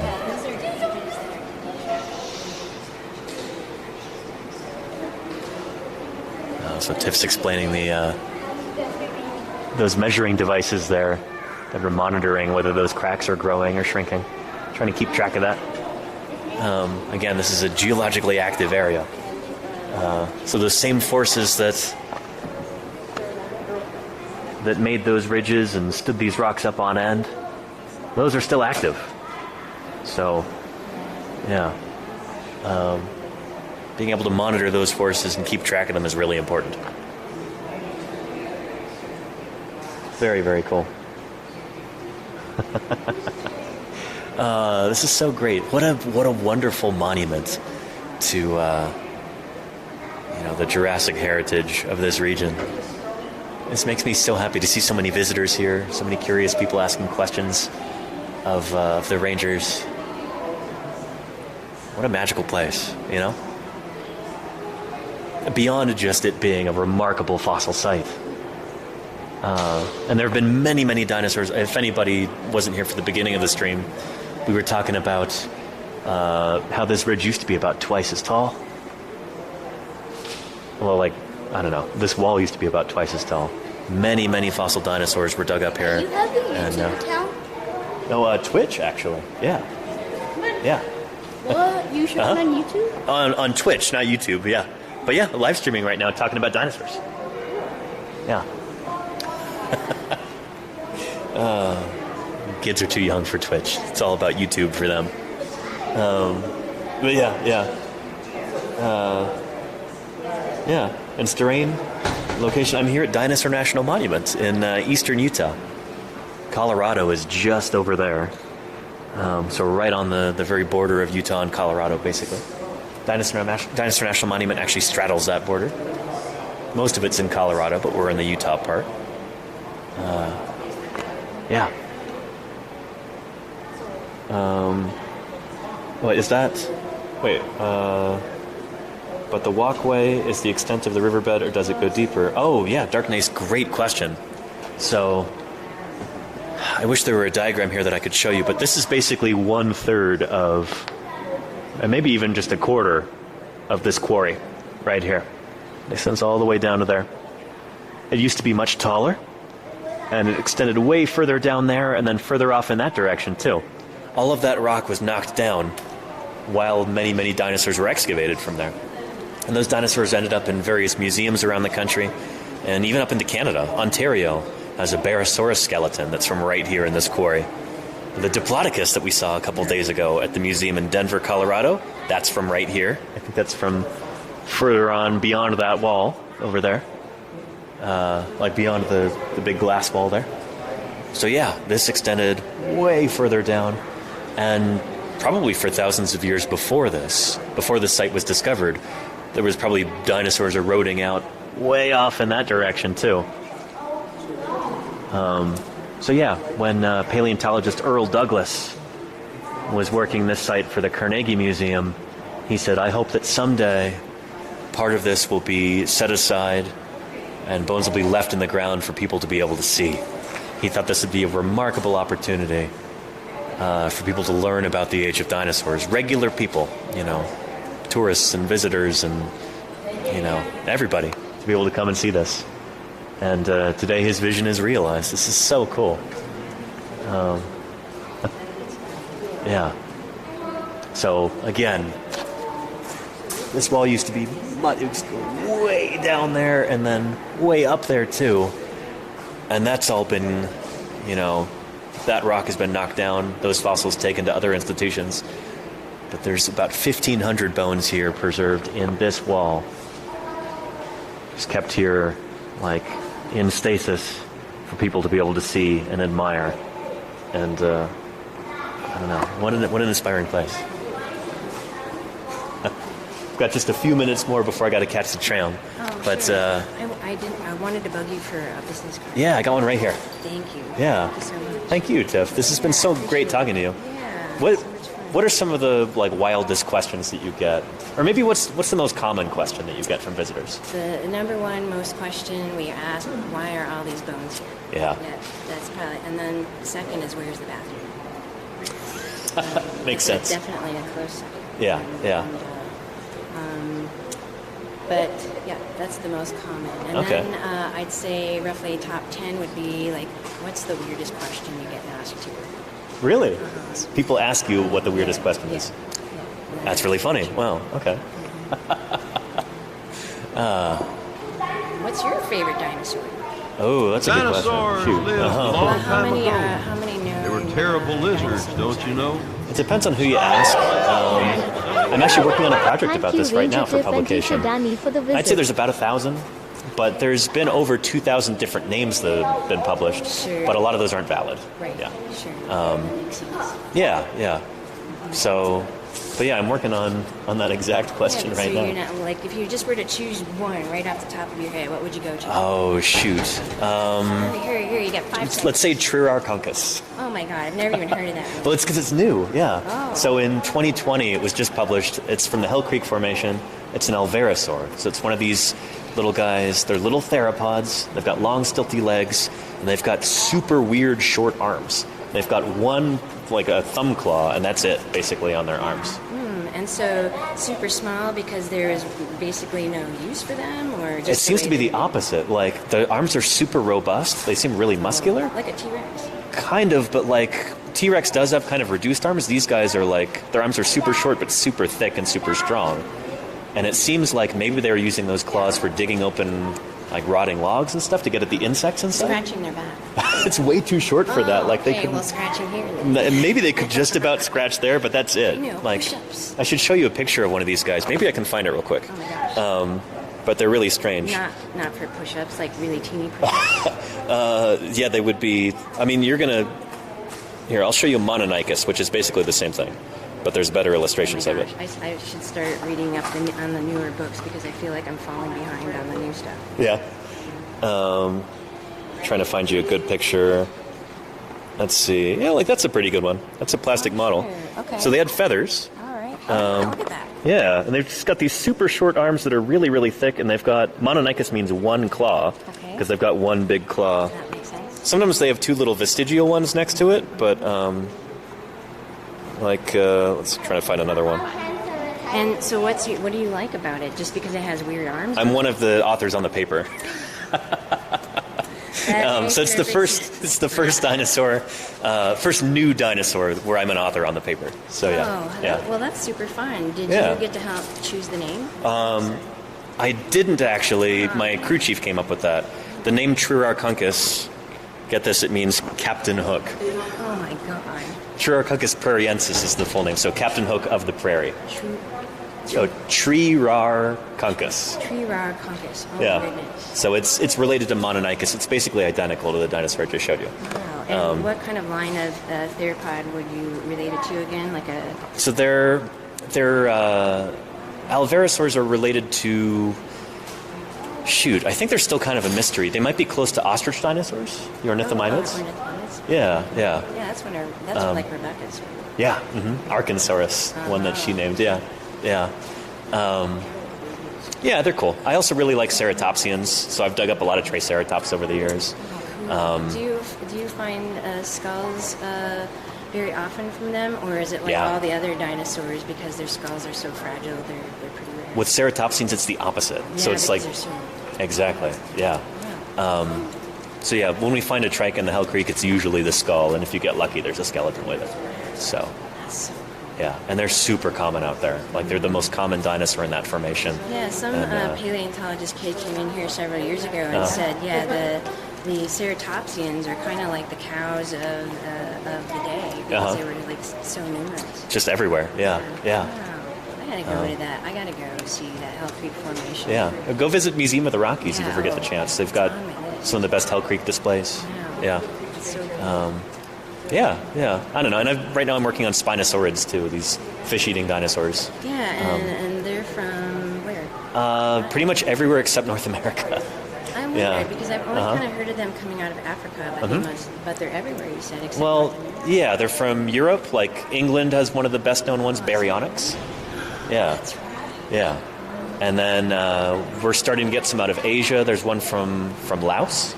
Ichthyovenator is from Laos. That means fish hunter. We've got fragments of one from Australia now. So, and some from South America too. There's one named Irritator because it was originally like a commercial crew that dug it up and they sold it. And they did, I don't know, they were trying to make it look more valuable before they sold it, so they used like auto body filler to fill in a bunch of the gaps and stuff. And that's what that pink stuff is. That's auto body. That's Bondo or something. Yeah, Bondo. That's really funny. Yeah. On the Allosaur here. I'm guessing. I thought that color looked familiar. They must have ran out of epoxy, or they didn't have the dough to go get other stuff. So we have a big chunk of epoxy on that. Oh wow. At their visitor center. So that's really funny. They put mesh on that femur at the visitor center, and then they put Bondo in that square. Gotcha. So that's going to be my guess. Whenever you don't know why something is in the government, you can always track it to not enough money. That's my own personal guess there. So you use what you have. Yeah. And it apparently works. In this case, they were trying to like add stuff to the skull that wasn't actually there with the Bondo to make it look more compelling, so they could get more money for it. And then the scientists who described it were so irritated by this that they named it Irritator. That's hilarious. So yeah. Anyway, fossils belong in museums or institutions like that, not in. Don't go to the one that's being sold now to that auction. Somebody private's going to put it in their basement, and they're going to like say to their friends, "This looks really cool," but nobody else is going to get to see it. Exactly. Yeah. We talk about that all the time on my channel. Didn't Nicolas Cage get some sort of theropod from Mongolia? Exactly. Tarbosaurus. Right, and he said he didn't know that it was like that it was stolen. Yeah. And did he give it back? Right. Yeah, it was repatriated. Yeah. Wow. And so he lost his money. I think so. Yeah. He could probably afford it. I'm sure he could. Oh, Nicholas, don't have that in your living room. Apparently it was him and Leonardo DiCaprio who were like in a bidding war over it, and Nicolas Cage won. Yeah. So anyway, that's again, that's why this site is so cool, because these are being held here in the public trust for visitors from all over the world, and yeah, I don't know. In a sense, you know, these belong to all of us. This is part of our collective natural heritage, and I don't know. That's pretty special. So thank you so much, Tiff, for talking to us. Thank you for your work here. Thanks for coming. It's always so great to visit with you. I feel like a little renewed now. I feel like I have a little bit of information about what's happening out there in the paleontology world. Yeah. I'm sure you get that from Rebecca and Ashley and people like that too. Yeah. She's always going in 50 different directions, so I don't get to see her very often. Yeah. I should go to her house and say, can you give me an update on everything? What's the latest scoop in the world of dinosaurs? Yeah. Well, awesome. Where are you off to next? So I'm going down to near Moab tomorrow. That's right. And going to be working in the Cedar Mountain Formation with Don DeBlue. So very excited. Yeah. I love that. And what a cool job you have. I feel very lucky to be able to do this. It's kind of a dream job. I'm sure you feel the same way about what you do. Especially once I found out that... Hello, I'm Sam Neill from Jurassic Park. Let's protect our fossils, because if they're removed, America loses them. Supervisors only have so much time to go through the gazillions of resumes, and so I feel super fortunate. Yeah. Well, I'm sure everybody watching right now, is very grateful for your time. So thank you again. And you're so welcome. It's such a pleasure seeing you again. Yeah, absolutely. Safe travels. Have lots of fun, and come visit again. I hope to do so. Yeah. Thanks again, Tiff. Bye-bye. Awesome. Well, let's go ahead and go outside now. I hope the signal's a little better out there. There we go. There we go. Yeah. How is our signal here? We might want to go stand under that shelter so I don't have the camera in direct sunlight. Oh, pretty good. Okay. 1,500 kilobytes per second. Let's go off over here. So, that's Dinosaur National Monument, everybody. Really, really hope you enjoyed. This is one of my favorite places in the entire world. Thank you for letting me share it with you. Holy cow. So, like I said, tomorrow, I'm going to be joining a paleo crew down in the Cedar Mountain Formation south of here. And I may or may not have time to do a stream from the museum in Price, Utah tomorrow before I meet up with the crew. So we'll have to see about that. Keep your eyes peeled. Maybe we'll do a stream tomorrow, or maybe we won't. When I do get out to the field tomorrow afternoon/evening, going to be setting up camp, and I'm going to see if I can set up the satellite dish, and let's hope that works. We are at the mercy of Starlink and their technology, and hopefully not their customer service. We'll have to see. But cross your fingers that all works out, and hopefully I'll be able to do another stream very soon. Again, no guarantee of a stream tomorrow. No real guarantee of a stream at all next week. But I'm going to do my best, and we'll try and make it work. Really, really excited to show you what it's like to actually dig up dinosaurs in the field.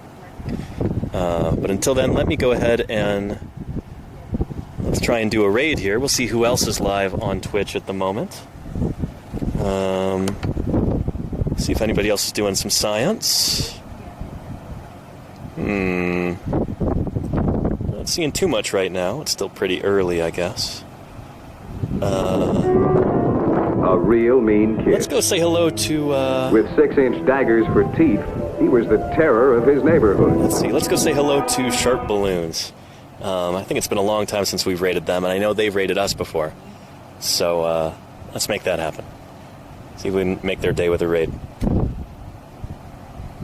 Alright, go to chat. And then... raid... Sharp Balloons. They're making balloon animals right now. Should be a good time. And balloons has 2 L's.